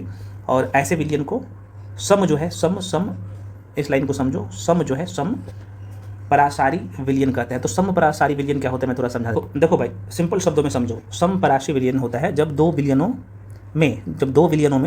में विलेय पदार्थों की मात्रा बराबर हो, तो उन्हें हम लोग सम परासी विलयन कहते हैं। उदाहरण के लिए इसका एक अच्छा उदाहरण है, जैसे हमारे समान कोशिका के समान लवणता वाले घोल, जिसे हम लोग नॉर्मल सलाइन कहते हैं, अगर कोशिका को इसमें रखा जाए तो पानी का कोई नेट संचलन इसमें नहीं होता है, तो कोशिका का आकार नहीं बदलता इसमें, तो ये सम परासी विलयन होता है।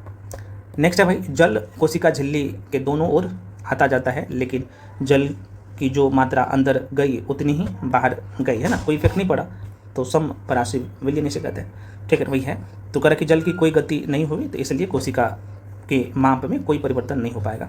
तीसरा क्या है भाई, तो कह रहा है कि यदि कोशिका के बाहर वाला विलयन कोशिका के बाहर वाला विलयन, है ना, अंदर के घोल में अधिक सांद्र है, तो जल परासरण द्वारा कोशिका से क्या होगा, बाहर जाएगा, और ऐसे विलयन को क्या कहते हैं भाई, तो हालांकि आपको डेफिनेशन भी आपको मिल ही रहा है, तो अति परासरण दावी विलयन कहते हैं, तो ये भी आपने देख लिया, है ना। तो कह रहा कि पुनः कोशिका झिल्ली के दोनों ओर आ जा सकता है, लेकिन इस स्थिति में कोशिका से अधिक जल बाहर आएगा और कम जल जो है अंदर जाएगा, इसलिए कोशिका सिकुड़ जाएगी। और परासरण इस प्रकार विसरण की एक विशिष्ट विधि है, जिसमें वर्णात्मक झिल्ली द्वारा गति होती है। तो आपने देख लिया भाई जो चीज़ें हम आपको समझाएं। अब देखो क्रियाकलाप में क्वेश्चन यहाँ से पूछता है, अंडे से प्रासरण, तो कह रहा है अंडे से प्रासरण कैसे होगा, करके अंडे को तनु हाइड्रोक्लोरिक अम्ल में डालकर उसके कवच को हटाओ। इसका कवच, है ना, अधिकांशतः इसका जो कवच होगा अधिकांशतः कैल्शियम कार्बोनेट का बना होता है। तो एक पतली बाह्य त्वचा मतलब झिल्ली अब अंडे को घेरी रहती है, और अंडे को शुद्ध जल में रखो और 5 मिनट बाद इसका अवलोकन करो, तो आप क्या देखेंगे, तो भाई अंडा फूल जाता है ना, क्योंकि परासरण द्वारा जल अंडे के अंदर चला जाता है। तो भाई देखो कितना परासरण और विसरण सबको एकदम इतना समझाया है। और वही जो किसमिस वाला हम आपको उदाहरण दिया है वही चीज़ भी लिखा है, परासरण और विसरण को इतना समझाया है। जो अगला लाइन है काम के लिए जो है भाई मैं आपको बताता हूँ, विसरण परासरण समझ लिया ना। अब अगला लाइन कर रहा है कि जो प्लाज्मा झिल्ली है ना, लचीली होती है और कार्बनिक अणुओं जैसे लिपिड और प्रोटीन की बनी होती है, जो हम आपको तब ये बता दिए कि ये किसके बना होता है, प्लाज्मा झिल्ली, है ना, प्लाज्मा झिल्ली या कोशिका झिल्ली, तो ये किसके बना होता है, तो लिपिड और प्रोटीन का। वेरी वेरी इंपॉर्टेंट है, कई बार प्रश्न पूछा जाता है, यहाँ से पूछा गया है ऑलरेडी। अब प्लाज्मा झिल्ली जो है इसे हम लोग कैसे देख सकते हैं, तो इसे इलेक्ट्रॉन सूक्ष्मदर्शी से देख सकते हैं। तो ध्यान रखिएगा, प्लाज्मा झिल्ली को हम लोग कैसे देख सकते हैं, अपनी नंगी आंखों से नहीं देख सकते हैं ना, ये तो तस्वीर में जो आप देख पा रहे हो ना, तो उसमें देख पा रहे हो, लेकिन हम लोग सूक्ष्मदर्शी से इसे देख सकते हैं। एक लाइन और आपसे पूछता है, ये वाला लाइन, कि भाई ये होता क्या है, इंडोसाइटोसिस क्या होता है, बहुत वेरी वेरी इंपॉर्टेंट लाइन है, इंडोसाइसिस क्या होता है ना। तो देखो मेरे भाई, कोशिका झिल्ली का लचीलापन एक कोशिकीय या एक कोशिक जीवों में जो है कोशिका के बाह्य पर्यावरण से अपना भोजन तथा अन्य पदार्थों का ग्रहण करने में जो है सहायता करता है, और ऐसी प्रक्रिया को क्या कहते हैं, इंडोसाइटोसिस इसे कहते हैं। ये किस में होगा, अमीबा अपना भोजन इसी प्रक्रिया के थ्रू बनाता है। वेरी वेरी इंपॉर्टेंट है, प्रश्न पूछता है कि अमीबा अपना भोजन कैसे बनाता है, तो इंडोसाइटोसिस प्रक्रिया। और एक कोशिकीय जो जीव होता है ना, अपना भोजन इसी प्रक्रिया के थ्रू, इंडोसाइटोसिस प्रक्रिया के थ्रू बनाता है। ये वेरी वेरी इंपॉर्टेंट लाइन है, ध्यान रखिए। लो भाई, आपसे अगला प्रश्न फिर से पूछ दिया है, एनसीईआरटी का, तो ये बड़ी खूबसूरती है। कह रहा है कि कार्बन डाइऑक्साइड और पानी जैसे पदार्थ कोशिका से कैसे अंदर और बाहर जाते हैं, इस पर चर्चा करिए। देखो भाई, तो CO2 जो आपने देखा अभी, तो ये किसके थ्रू जाता है, कोशिका के अंदर और बाहर। तो पहले पानी को देख लो, पानी बता देता हूँ। देखो भाई, पानी जो है ना कोशिका के अंदर और बाहर किसके थ्रू, तो परासरण विधि द्वारा। परासरण क्या होता है आपने समझ लिया है। वही कार्बन डाइऑक्साइड CO2 जो है ये विसरण के थ्रू बाहर जाएगा। वही तो है भाई, कुछ है क्वेश्चन में। देखो भाई, अगला क्वेश्चन मैं रिपीट कर दे रहा हूँ, क्वेश्चन है आपसे प्रश्न, ये एनसीईआरटी पूछता है कि प्लाज्मा झिल्ली को वर्णात्मक, है ना, पारगम झिल्ली क्यों कहते हैं। तो आप सीधे तौर पे कहेंगे सर अभी आपने बताएं, इसलिए कहते हैं क्योंकि यह कुछ खास पदार्थों को ही कोशिका के अंदर और बाहर जाने देती है, बाकी सभी को रोक देती है। यह कोशिका की ज़रूरतों के हिसाब से चुनाव करती है ना। तो ये भी आंसर मिल गया आपको। अगला वही पॉइंट्स है आप लोग का, कोशिका भित्ति, है ना, कोशिका भित्ति देखिएगा थोड़ा सा, है ना, कोशिका भित्ति के लेके। अच्छा, मैं आपको यहाँ पे बता दूँ, कुछ लोगों के मन में डाउट रहेगा, सर नोट्स में ये चीज़ें लिख दी हैं भाई, सब लिख दिया है ना, देख सकते हो कि नोट्स में ऑलरेडी सब कुछ लिखा हुआ है ना, जैसे कोशिका भित्ति क्या होता है, कोशिका झिल्ली क्या होता है, डिटेल में, है ना, सेंट्रोसोम क्या होता है, तार्क है, और यहाँ पे इंडोप्लाज्मिक रेटिकुलम बहुत इंपॉर्टेंट है सब, और यहाँ से भर के प्रश्न पूछता है। राइबोसोम क्या होता है ना, क्यों महत्वपूर्ण है, माइटोकॉन्ड्रिया, उसके बाद यहाँ पे आपको दिखेगा, है ना, गोल्जी का या गोल्जी बॉडी पढ़ते हो, लाइसोसोम का काम क्या है ना, कोशिका में सब कुछ लिखा हुआ है। चलो तो पढ़ते हैं हम लोग। यहाँ पे क्या है भाई, कोशिका भित्ति, सेल वॉल, इस इंग्लिश में हम लोग सेल वॉल कहते हैं। अब जरा सा देखिएगा, तो कह रहा है कि पादप कोशिकाओं में प्लाज्मा झिल्ली, है ना, प्लाज्मा झिल्ली बोलिए चाहे कोशिका झिल्ली बोलिए, एक ही चीज़ है। तो प्लाज्मा झिल्ली के अतिरिक्त कोशिका भित्ति भी होती है, और कोशिका भित्ति ये पादप कोशिका में होता है, ध्यान रखना, है ना, किस पे, पादप कोशिका में होता है। तो कह रहा है ये पादप कोशिका भित्ति जो है पादप कोशिका भित्ति मुख्य रूप से किसके बने होते हैं? तो ये डायरेक्टली प्रश्न पूछता है, तो ये सेलुलोज के बने होते हैं। ये डायरेक्टली ये लाइन है, सेलुलोज की बनी होती है। सेलुलोज एक जो है बहुत जटिल पदार्थ होता है और यह पौधों का जो है, यह पौधों को क्या करता है? संरचनात्मक दृढ़ता प्रदान करता है। समझ लिए ना? तो सेलुलोज क्या करता है? जाहिर सी बात है पेड़ पौधे में होगा, तो उसे क्या करता है वो? सेलुलोज संरचनात्मक मजबूती प्रदान करता है ना। तो ये ध्यान रखिएगा, बहुत पूछता है यहाँ से क्वेश्चन। कह रहा है कि जब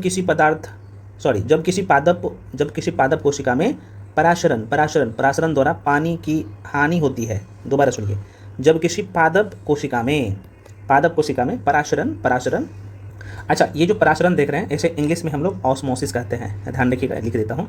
पराशरण को इंग्लिश में क्या कहते हैं भाई? ऑस्मोसिस, ऑस्मोसिस कहते हैं। बेसिक बात है भाई। तो कह रहा है कि जब किसी पादप कोशिका में ऑस्मोसिस द्वारा, पराशरण द्वारा पानी की हानि होती है तो कोशिका झिल्ली सहित आंतरिक पदार्थ संकुचित हो जाता है। होगा, जाहिर सी बात है। और इस घटना को क्या होता है भाई? तो इस घटना को जीव द्रव संकुचन कहते हैं। जीव द्रव संकुचन कहते हैं। हम जो है इस परिघटना को निम्न क्रियाकलाप द्वारा देख सकते हैं। अब यहाँ पे देखो, अगला पॉइंट है रियो की पत्ती। अच्छा, रियो क्या है भाई? रियो एक प्रकार का पौधा होता है और इसकी जो पत्ती होता है ना, इसके पत्ता, इसका जो पत्तियाँ होता है ये बैगनी कलर का होता है। ध्यान रखना है ना, ये बैगनी रंग की होती है। ठीक है। तो कह रहे कि रियो की पत्ती की झिल्ली को पानी में रखकर एक स्लाइड बनाओ। तो आपको कह रहा है कि स्लाइड बनाओ। अच्छा, स्लाइड क्या होता है भाई? स्लाइड यह एक कांच की छोटी पतली पट्टी होती है जिस पर किसी वस्तु या नमूने को रखकर सूक्ष्मदर्शी से जो है आपको पता होना चाहिए, सूक्ष्मदर्शी के नीचे देखा जाता है ना। जैसे कि भाई आपको यहाँ पे हम बता रहे हैं। तो कह रहा है कि इसे उच्च शक्ति वाले सूक्ष्मदर्शी से देखो। तो कह रहा है कि छोटे हरे कण दिखाई देंगे, उसे हम लोग क्या कहते हैं? तो क्लोरोप्लास्ट कहते हैं। तो क्लोरोप्लास्ट किसे कहते हैं? आपने देख लिया। और इनमें एक हरा जो है पदार्थ होता है जिन्हें हम लोग क्या कहते हैं? तो भाई उन्हें हम लोग कहते हैं यहाँ पे क्लोरोफिल। ठीक है। तो क्लोरोप्लास्ट, हालांकि आगे डिटेल में चर्चा हम लोग करेंगे। एक चैप्टर ही है ना, प्लांट मोर्फोलॉजी के एक चैप्टर ही है, वहाँ पे उसके बारे में हम लोग पढ़ने वाले हैं। तो अगला पॉइंट करें कि स्लाइड पर शक्कर अथवा नमक का जो है ना सांद्र विलयन डालो और 1 मिनट प्रतीक्षा करो। इसे सूक्ष्मदर्शी से देखो तो हम क्या देखेंगे? तो कह रहे हैं कि अब रियो की पत्तियों को कुछ मिनट तक जल में उबालो, इससे पत्तियाँ की सभी कोशिकाएँ मर जाएगी। जैसे उबालोगे तो मर जाएगी। और कह रहा है कि अब एक पत्तियों को जो है स्लाइड पर रखो और उसे सूक्ष्मदर्शी से देखो। इससे सूक्ष्मदर्शी से देखना है, तो सूक्ष्मदर्शी से देखो और स्लाइड पर रखी इस पत्ती पर जो है शक्कर अथवा नमक का सांद्र विलयन डालो। तो कह रहा है कि 1 मिनट प्रतीक्षा करो और पुनः सूक्ष्मदर्शी से देखो। तो हम क्या देखेंगे? तो कह रहा है कि अब जीव द्रव संकुचन हुआ है, वो दिखेगा। ठीक है। अगर इसे और साधारण बोलूँ तो भाई जीव द्रव संकुचन क्या होता है?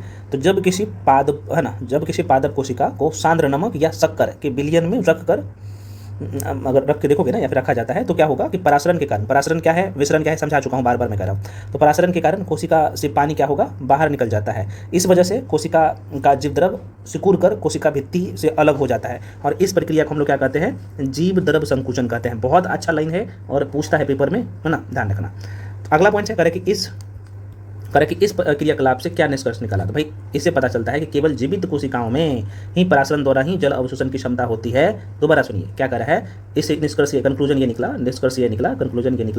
है ना, कि इससे पता चलता है कि केवल जीवित कोशिकाओं में ही पराशरण द्वारा ही जल अवशोषण की क्षमता होती है, न कि मृत कोशिकाओं में। तो कह रहा है कि कोशिका भित्ति, पौधे, कवक और बैक्टीरिया, बहुत पूछता है। कोशिका भित्ति पौधे में, कवक में और बैक्टीरिया की कोशिकाओं में अपेक्षाकृत कम जो है तनु विलयन, मतलब अल्प पराशरण दाबी विलयन में बिना फटे बनाए रखती है। ठीक है। तो ये कुछ बेसिक बातें हैं भाई, ध्यान रखना। करें कि ऐसे माध्यम से कोशिका पराशरण विधि द्वारा पानी है ना लेती है और कोशिका फूल जाती है और कोशिका भित्ति के अंदर दबाव जो है डालती है। तो कोशिका भित्ति फूली हुई कोशिका के प्रति समान रूप से दबाव डालती है और कोशिका भित्ति के कारण पादप कोशिकाएं परिवर्तनीय माध्यम को जंतु कोशिका की अपेक्षाकृत आसानी से सहन कर सकती है। तो आपने कोशिका भित्ति भी देख लिया। आप कहिएगा सर यहाँ से कौन कौन से पॉइंट्स बन सकते हैं कोशिका भित्ति? तो कोई बात नहीं, हम आपको बता देते हैं जो आपके परीक्षा के लिए महत्वपूर्ण है, जिसे आपको याद रखना ही रखना है। देखो भाई यहाँ पे अलग से लिख दिया आप लोगों के लिए ना, सेलवाल कोशिका भित्ति। तो पहला चीज़ आपको ध्यान रखना है, यह केवल पादप कोशिका में पाया जाता है। ये बस 3-4 लाइन ध्यान रखना, सब नहीं। किसके बना होता है? तो आप कहेगा सर यह सेलुलोज का बना होता है, और इसलिए सेलुलोज का बना होता है क्योंकि इसमें दृढ़ता ये प्रदान करता है, तभी आप पेड़ पौधे देखोगे ये मजबूती रहता है तो वो खड़ा रह पाता है ना। अब कह रहा है कि यह जो है यह कोशिका को निश्चित आकृति है ना, पादप कोशिका को, ये जो है पादप कोशिका को निश्चित आकृति और आकार जो है बनाए रखने में सहायक होता है। कौन? तो आपके सर सेल वाल कोशिका भित्ति। किसके बना होता है? सेलुलोज का बना होता है, बहुत पूछता है। जीवाणु का कोशिका भित्ति, ये बहुत पूछता है। अभी हाल ही में जो एग्जाम हुआ था ये वहीं पे पूछ लिया था भाई, रट लेना कोई नहीं बताएगा। तो जीवाणु का जो कोशिका भित्ति होता है ना, ये किसका बना होता है? तो पेप्टी है ना, ये पेप्टी है ना, कई जगह आपको है ना पेप्टाइडोग्लाइकेन दिखा जाता है, कोई बात नहीं।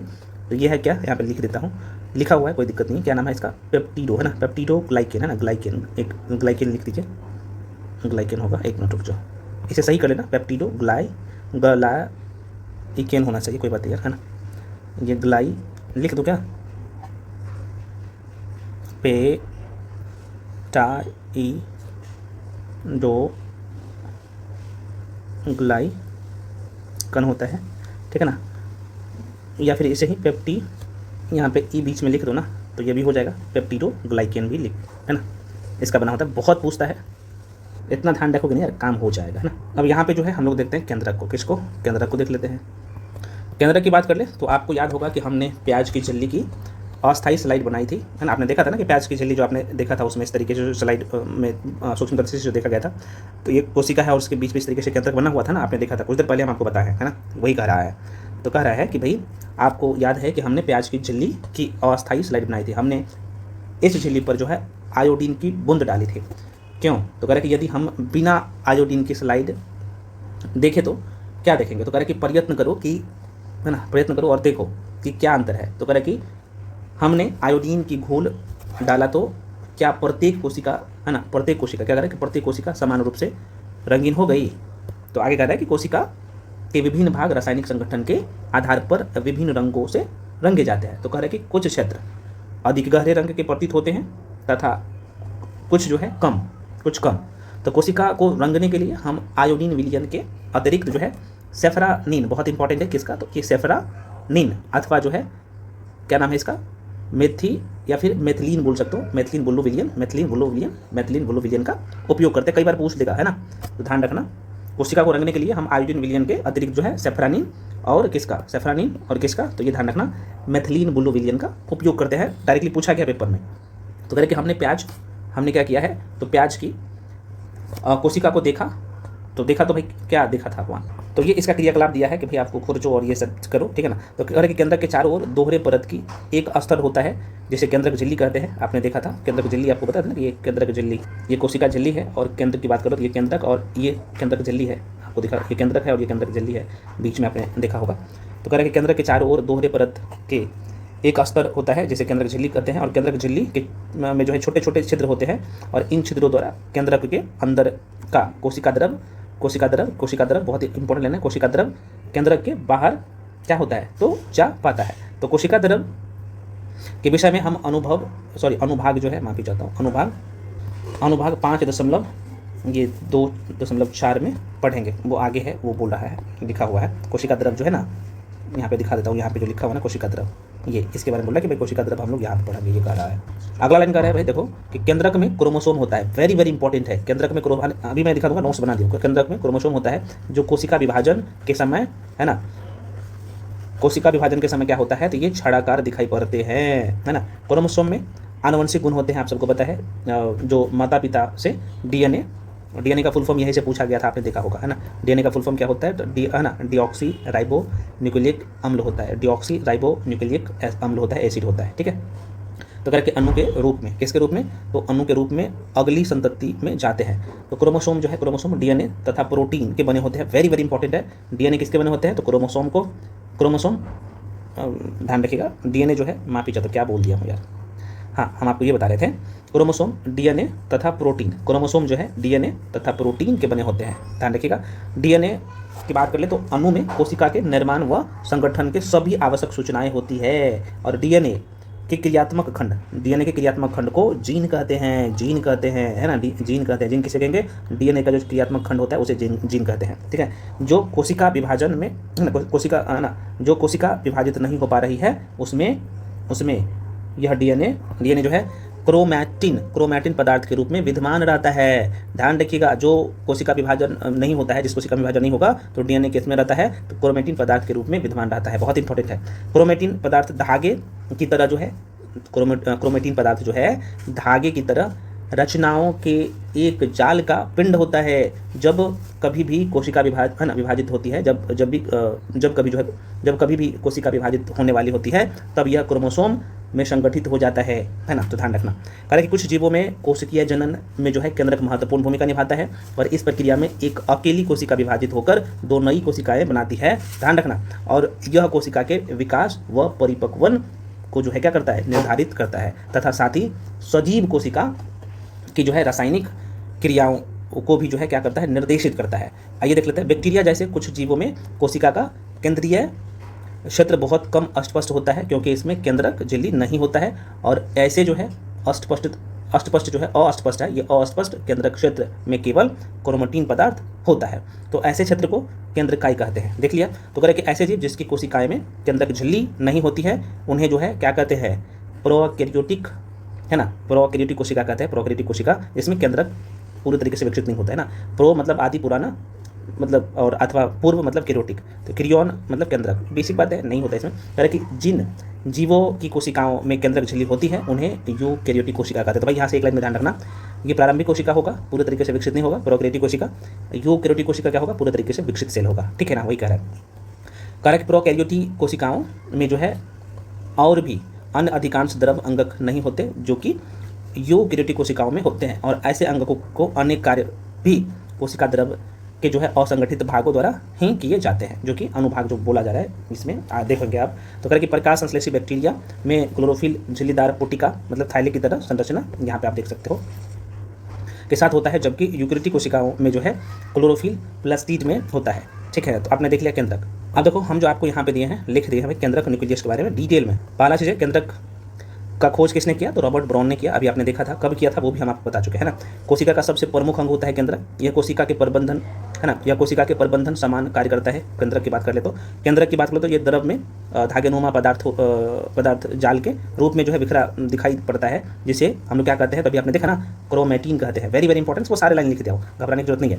अब देखो यहाँ पे क्या लिख दिया हूँ, क्रोमैटिन का नाम जो है फ्लेमिंग ने दिया था, ये कई बार प्रश्न पूछा गया है। अब यहाँ पे प्रोटीन, हिस्टोन एवं डीएनए का बना होता है, बहुत इंपॉर्टेंट है।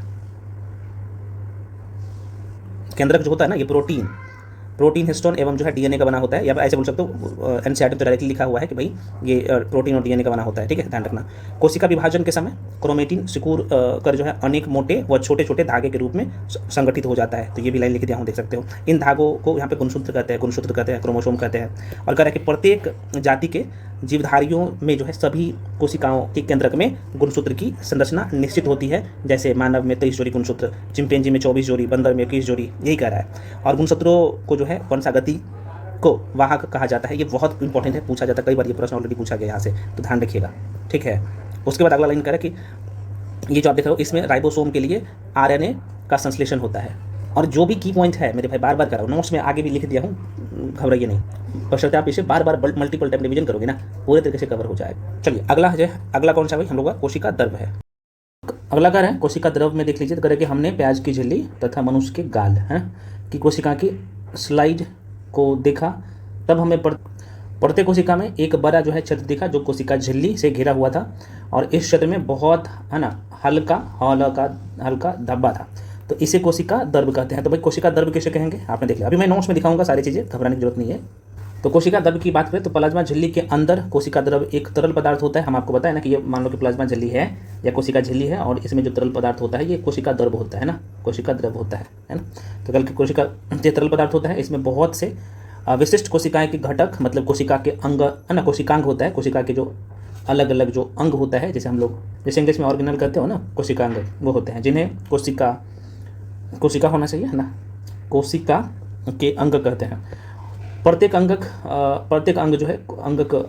अंगक कोशिका के लिए विशिष्ट कार्य करते हैं। आपको बता चुका हूँ कि अलग अलग जो कोशिका के जो अंग है ना, उसका अलग अलग काम होता है। कह रहे कि कोशिका द्रव तथा केंद्रक दोनों को मिलाकर जो है यहाँ पे जीव द्रव कहते हैं। बहुत इंपॉर्टेंट लाइन है, केंद्रक और कोशिका द्रव को मिला के जीव द्रव कहते हैं। वेरी वेरी इंपॉर्टेंट लाइन है, ध्यान रखिएगा। ठीक है, अब अगला पॉइंट कह रहा है कि कोशिका अंगक झिल्ली युक्त होती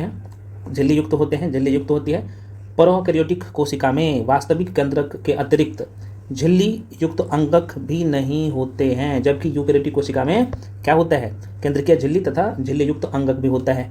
तो यूकेरियोटिक कोशिका में क्या होता है, इसमें केंद्रीय झिल्ली और झिल्ली युक्त अंगक होता है, लेकिन मतलब झिल्ली युक्त का मतलब जिसमें झिल्ली रहता है, लेकिन यहाँ पे क्या है भाई, प्रोकैरियोटिक कोशिका में यहाँ पे नहीं होता है, ध्यान रखना, वेरी वेरी इंपॉर्टेंट लाइन है।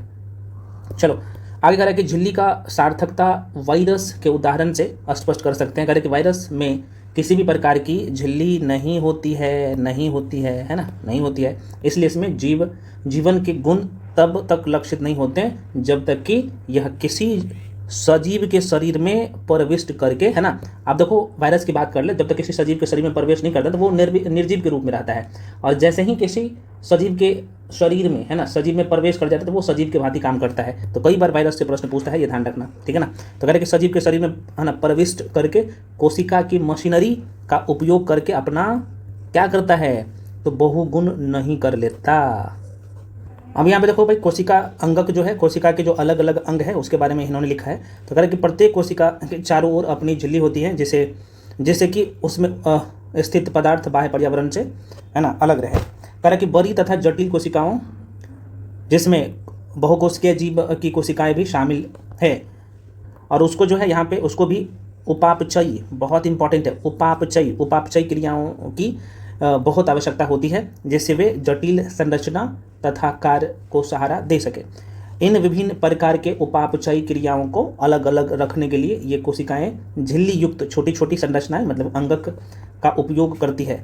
यह यूकेरियोटिक कोशिकाओं का एक ऐसा गुण है जो उन्हें प्रोकैरियोटिक कोशिका से अलग करता है। अब देखो यहाँ पे ना, जैसे आप प्रोकैरियोटिक यूकेरियोटिक देखते हो तो दोनों को एकदम अंतर समझ लेना है कि दोनों में क्या अंतर है, अभी आपको बता दिया जाएगा। तो करें कुछ अंग केवल इलेक्ट्रॉन सूक्ष्मदर्शी से ही देखे जा सकते हैं, हमने पिछले अनुभाग में केंद्रक के विषय में जो है पढ़ा है। तो कह रहा है कि ये जो आप देख पा रहे हो अंतर जो है द्रवी जालिका, जैसे इंडोप्लाज्मिक रेटिकुलम कहते हैं ना, इंडोप्लाज्मिक रेटिकुलम बहुत पूछता है ना, ER।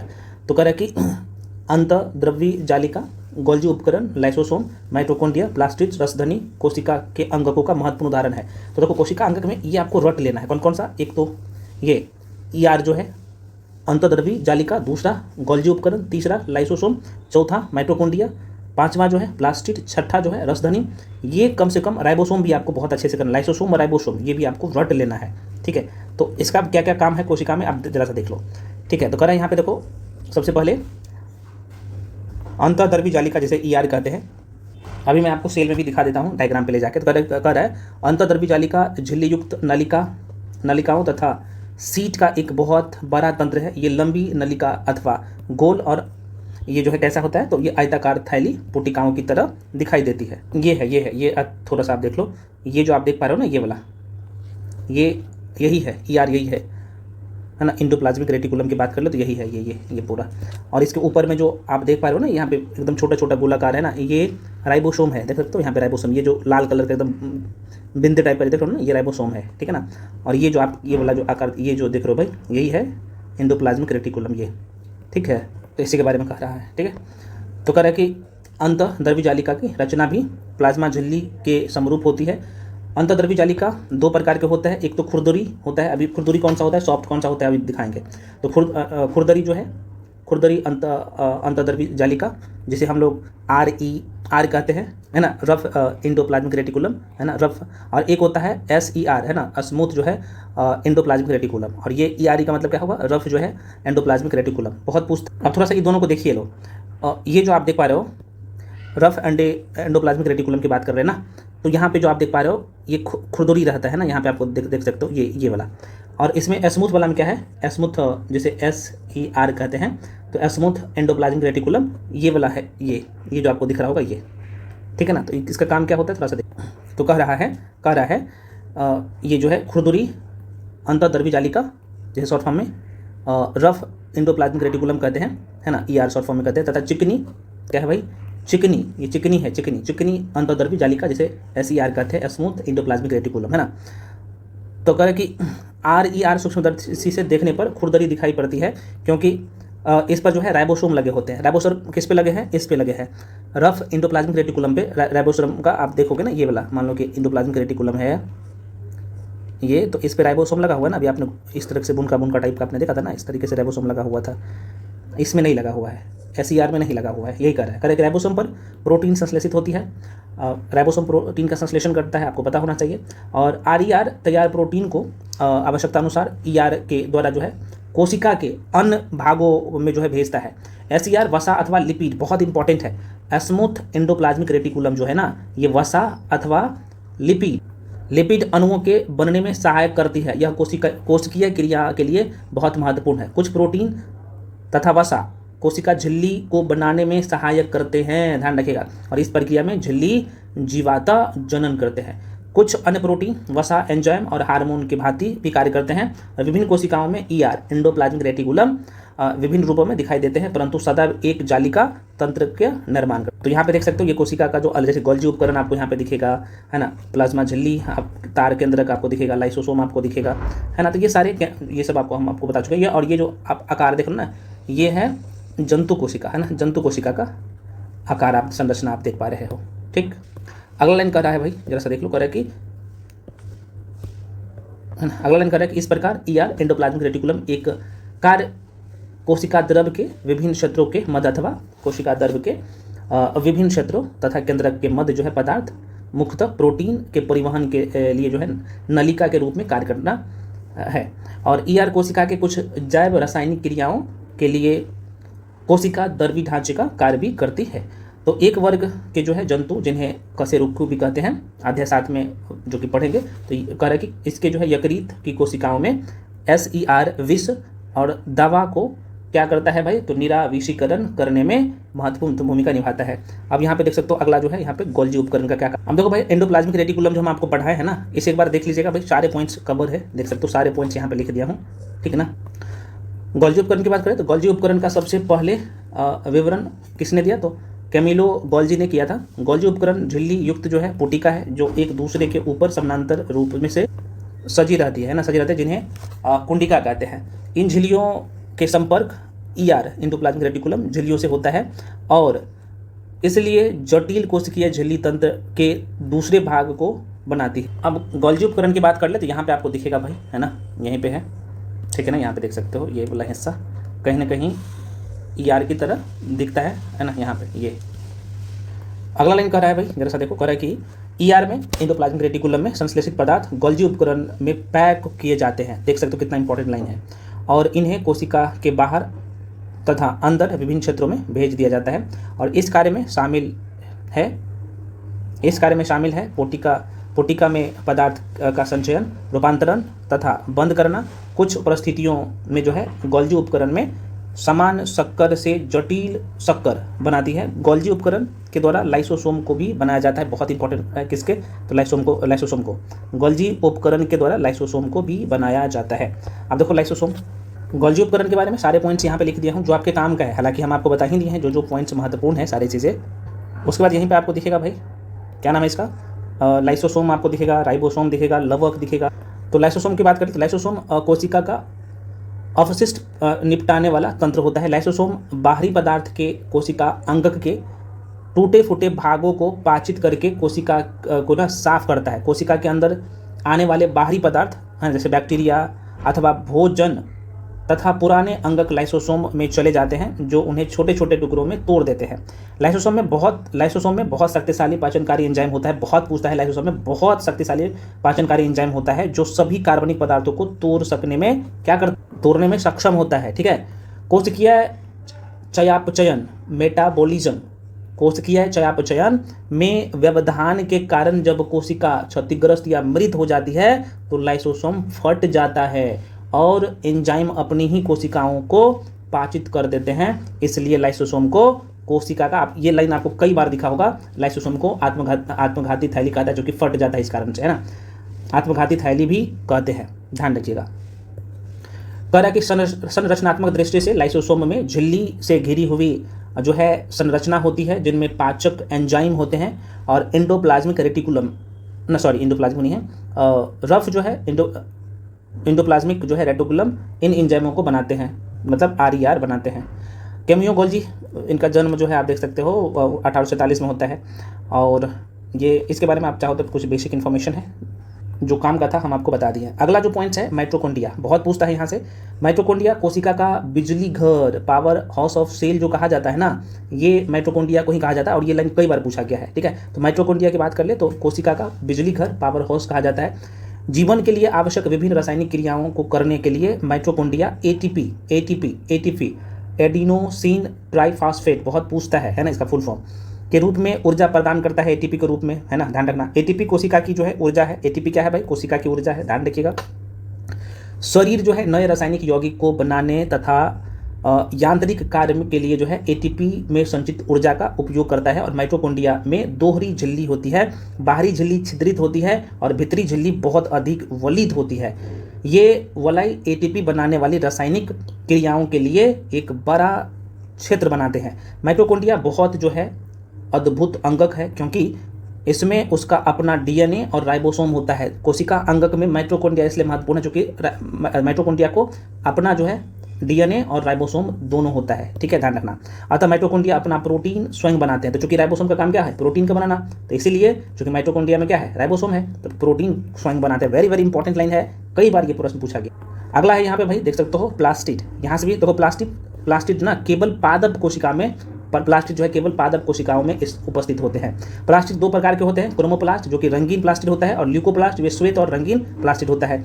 जिस प्लास्टिड में क्लोरोफिल वर्णक होता है उसे क्लोरोप्लास्ट कहते हैं। पौधों में क्लोरोप्लास्ट प्रकाश संश्लेषण के लिए बहुत आवश्यक है और क्लोरोप्लास्ट क्लोरोफिल के अतिरिक्त विभिन्न पीले अथवा नारंगी रंग के वर्णक भी होते हैं और ये कई बार इस लाइन से प्रश्न पूछा गया है। ल्यूकोप्लास्ट की बात कर ले, ल्यूकोप्लास्ट प्राथमिक रूप से अंगक है, प्राथमिक रूप से जो है अंगक है।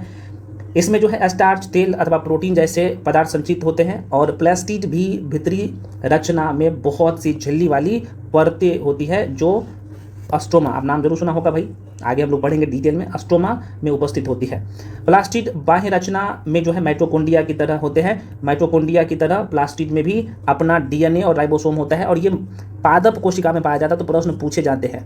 पादप कोशिका में प्लास्टिड होता है और इसमें भी क्या होता है? डीएनए और राइबोसोम दोनों होता है। प्लास्टिड में भर भर के प्रश्न कई बार पूछा गया यहाँ से। उसके बाद है यहाँ पे रसधनिया, है ना, रसधनिया ठोस अथवा तरल पदार्थ में, है ना, संग्राहक थाइलिया है। जंतु कोशिका में जो है रसधनिया छोटी होती है, जबकि पादप कोशिका में रसधनिया बहुत बड़ी होती है। कुछ पौधों में कोशिकाओं के केंद्रीय रसधनिया की माप कोशिका के आयतन का 50 से लेकर 90% तक होता है। पादप कोशिकाओं में रसधनिया में जो है कोशिका द्रव भरा रहता है और ये कोशिका को अस्फीति समझ रहे हो ना, अस्फीति तथा कठोरता प्रदान करते हैं। पौधों के लिए आवश्यक जो है बहुत से पदार्थ रसधनी में उपस्थित होते हैं और ये अमीनो अम्ल, शर्करा, विभिन्न कार्बनिक अम्ल, कुछ प्रोटीन, एक कोशिकीय जीव जैसे अमीबा की खाद्य रसधनी में जो है उनके द्वारा उपभोग में लाए गए खाद्य पदार्थ होते हैं। कुछ एक कोशिकीय जीवों में विशिष्ट रसधनियाँ अतिरिक्त जल तथा कुछ अपशिष्ट पदार्थों को जो है शरीर से जो है बाहर निकालने में महत्वपूर्ण भूमिका निभाते हैं। तो फ्रेंड्स, हम लोगों का जो है यहाँ पे सारे पॉइंट्स कवर हुआ 9th क्लास के एनसीईआरटी का। और ध्यान दें, जो चीज़ें 9th क्लास के एनसीईआरटी में नहीं है, बाकी हम आप लोगों के लिए जो है ये बाकी क्वेश्चन है, आप खुद से कर लीजिएगा अगर पूरा वीडियो दे। अगला चैप्टर है इसका टिश्यू, जो कि आप अगले वीडियो में पूरा करेंगे ना। ये जो उत्तक है भाई, अगले वीडियो में हम लोग इस चैप्टर को पूरा करेंगे। तो एक वीडियो में हम लोग एक टॉपिक को पूरा करवा देंगे। और ध्यान दें, ये जो है चूँकि कोशिका विभाजन आपको इसमें नहीं दिखेगा, 9th क्लास के एनसीईआरटी में नहीं, 11th में है। और देख सकते हो यहाँ पे कोशिकांग, जंतु कोशिका, पादप कोशिका में क्या अंतर है, क्योंकि यहाँ पे ये अंतर सब नहीं दिखेगा, वो 11th क्लास के एनसीईआरटी में दिखेगा। लेकिन हम आप नोट्स में, चूंकि ये जो बनाया गया 11th क्लास के एनसीईआरटी है, इसका वीडियो और पीडीएफ अलग से दे दिया हूँ, जिसमें 9th और 10th का, है ना, 9th और 10th का क्या 9th एंड 10th क्लास की जो है एनसीईआरटी कवर है, सॉरी 10th बोला हूँ, 9th और 11th क्लास के एनसीईआरटी पूरे कवर है इस नोट्स में। और इसका वीडियो भी आपको बैच में मिल जाएगा। ठीक है, सब कुछ इसमें, प्रोक्रिएटिव कोशिका क्या होता है देख सकते हो यहाँ पे, प्रोक्रिएटिव कोशिका क्या होता है, यूकैरियोटिक कोशिका क्या होता है, क्या क्या अंतर है, सब है आपको। सेल डिवीजन भी आपको दिख जाएगा, कोशिका विभाजन भी दिख जाएगा। सारे जो अभी हम लोग अलग अलग कोशिकांग को देखे ना, जैसे राइबोसोम, सिर्फ भर भर के प्रश्न पूछ जाते हैं, वो सारे लाइन यहाँ पे लिख दिया। ठीक है, उसके बाद यहाँ पे गोल्जी का जो अभी आपने पढ़ा वो भी आपको दिख जाएगा। लाइसोसोम भर भर के यहाँ से प्रश्न पूछता है। यहाँ पे लवक है ना, अवर्णी लवक क्या होता है ना, ल्यूकोप्लास्ट, क्रोमोप्लास्ट, ये सब भर भर के प्रश्न पूछता है। रसधनी जो भी आपने देखा, ये सब आपको दिखेगा। केंद्रक तो आपने देख ही लिया है। सेल डिवीजन, कोशिका विभाजन ना, सिर्फ आपको यहाँ पे जो है 3 तरह का से जो है कोशिका विभाजन होता है। असूत्री होता है, समसूत्री होता है, अर्धसूत्री होता है। और इसमें क्या क्या होता है वो सब यहाँ पे आपको दिख जाएगा। ठीक है ना, कौन कौन से फेज में होता है ये सब दिख जाएगा। ये आपको 11th क्लास के एनसीईआरटी में दिखेगा, लेकिन नोट्स में आपको यहीं पे दिख जाएगा सारे पॉइंट्स। ठीक है, उसके बाद यहाँ पे ऊतक है, टिश्यू है, जो कि कल के वीडियो में पढ़ने वाले हैं। तो नोट्स को प्रिंट आउट करवा के मल्टीपल टाइम रिविजन कर लेना। और इस नोट्स का जो स्पेशल वीडियो दिया हूँ उसको बहुत कायदे से देखना है, बार बार बोल रहा हूँ, ठीक है। तो फ्रेंड्स, हम आपको सारे सेक्शन एनसीईआरटी को कवर करवा देंगे, सबका नोट्स दे देंगे, बशर्ते आप क्या करिए, वीडियो को लाइक करिए, चैनल को सब्सक्राइब करिए, और सभी लोग टेलीग्राम पे जाके जरूर जुड़ जाइए। वहाँ पे बहुत सारे बुकलेट हम आपको प्रोवाइड करवाते हैं ना, पीडीएफ देते हैं। तो टेलीग्राम का लिंक भी इस वीडियो के डिस्क्रिप्शन बॉक्स में है। अच्छा, जो लोग 72वीं बीपीएससी के लिए प्री का बैच में जुड़ना चाहते हो, मेंस का भी है, प्री का भी है, तो प्री का बैच में जुड़ना चाहते हो भाई, इसमें सारे सब्जेक्ट का क्लास मिल जाएगा आपको, सबका नोट्स मिल जाएगा विद एनसीईआरटी, सब कंप्लीट पैकेज है मात्र 999 में। तो जो लोग ज्वाइन करना चाहते हो, करना क्या पड़ेगा भाई, इसी नंबर पे, जो नंबर आपको स्क्रीन पे दिख रहा होगा 7319924130, इसी नंबर पे पेमेंट करना है, उसका स्क्रीनशॉट करके इसी नंबर पर भेजिएगा। उसके बाद आपको बैच में तुरंत जोड़ दिया जाएगा। नंबर है 7319924130, इसी नंबर पर आपको पेमेंट करना है, उसका स्क्रीनशॉट करके भी इसी नंबर पर भेजना है, उसके बाद हम आपको बैच में जोड़ देंगे। कोई भी इन्फॉर्मेशन चाहिए तो आप इसी नंबर पर कॉल करके इन्फॉर्मेशन ले सकते हो, सब कुछ मिलेगा, सारे सब्जेक्ट आपको, ये कंप्लीट पैकेज है। उतना ही चीज़ दिया हूँ जो आप आराम से कर सकते हैं। करंट अफेयर सारे सेक्शन में, बिहार स्पेशल आराम से जुड़िए, और साइंस में डर लगता है या करंट अफेयर्स में डर लगता है, हिस्ट्री, पॉलिटी, ज्योग्राफी, इको, जिस भी सेक्शन में डर लगता है, डरने की जरूरत नहीं है, क्योंकि आपके लिए जो भी लोग काम कर रहे हैं वो इस स्तर को कंप्लीट कर चुके हैं, वैसे लोग हैं, और मैं आपको पहले भी बता चुका हूँ, ठीक है। तो आराम से पढ़िए, सारे सेक्शन को अच्छे से कवर करिए, ठीक है फ्रेंड्स। तो मिलते हैं अगले वीडियो में, तब तक के लिए जय हिंद।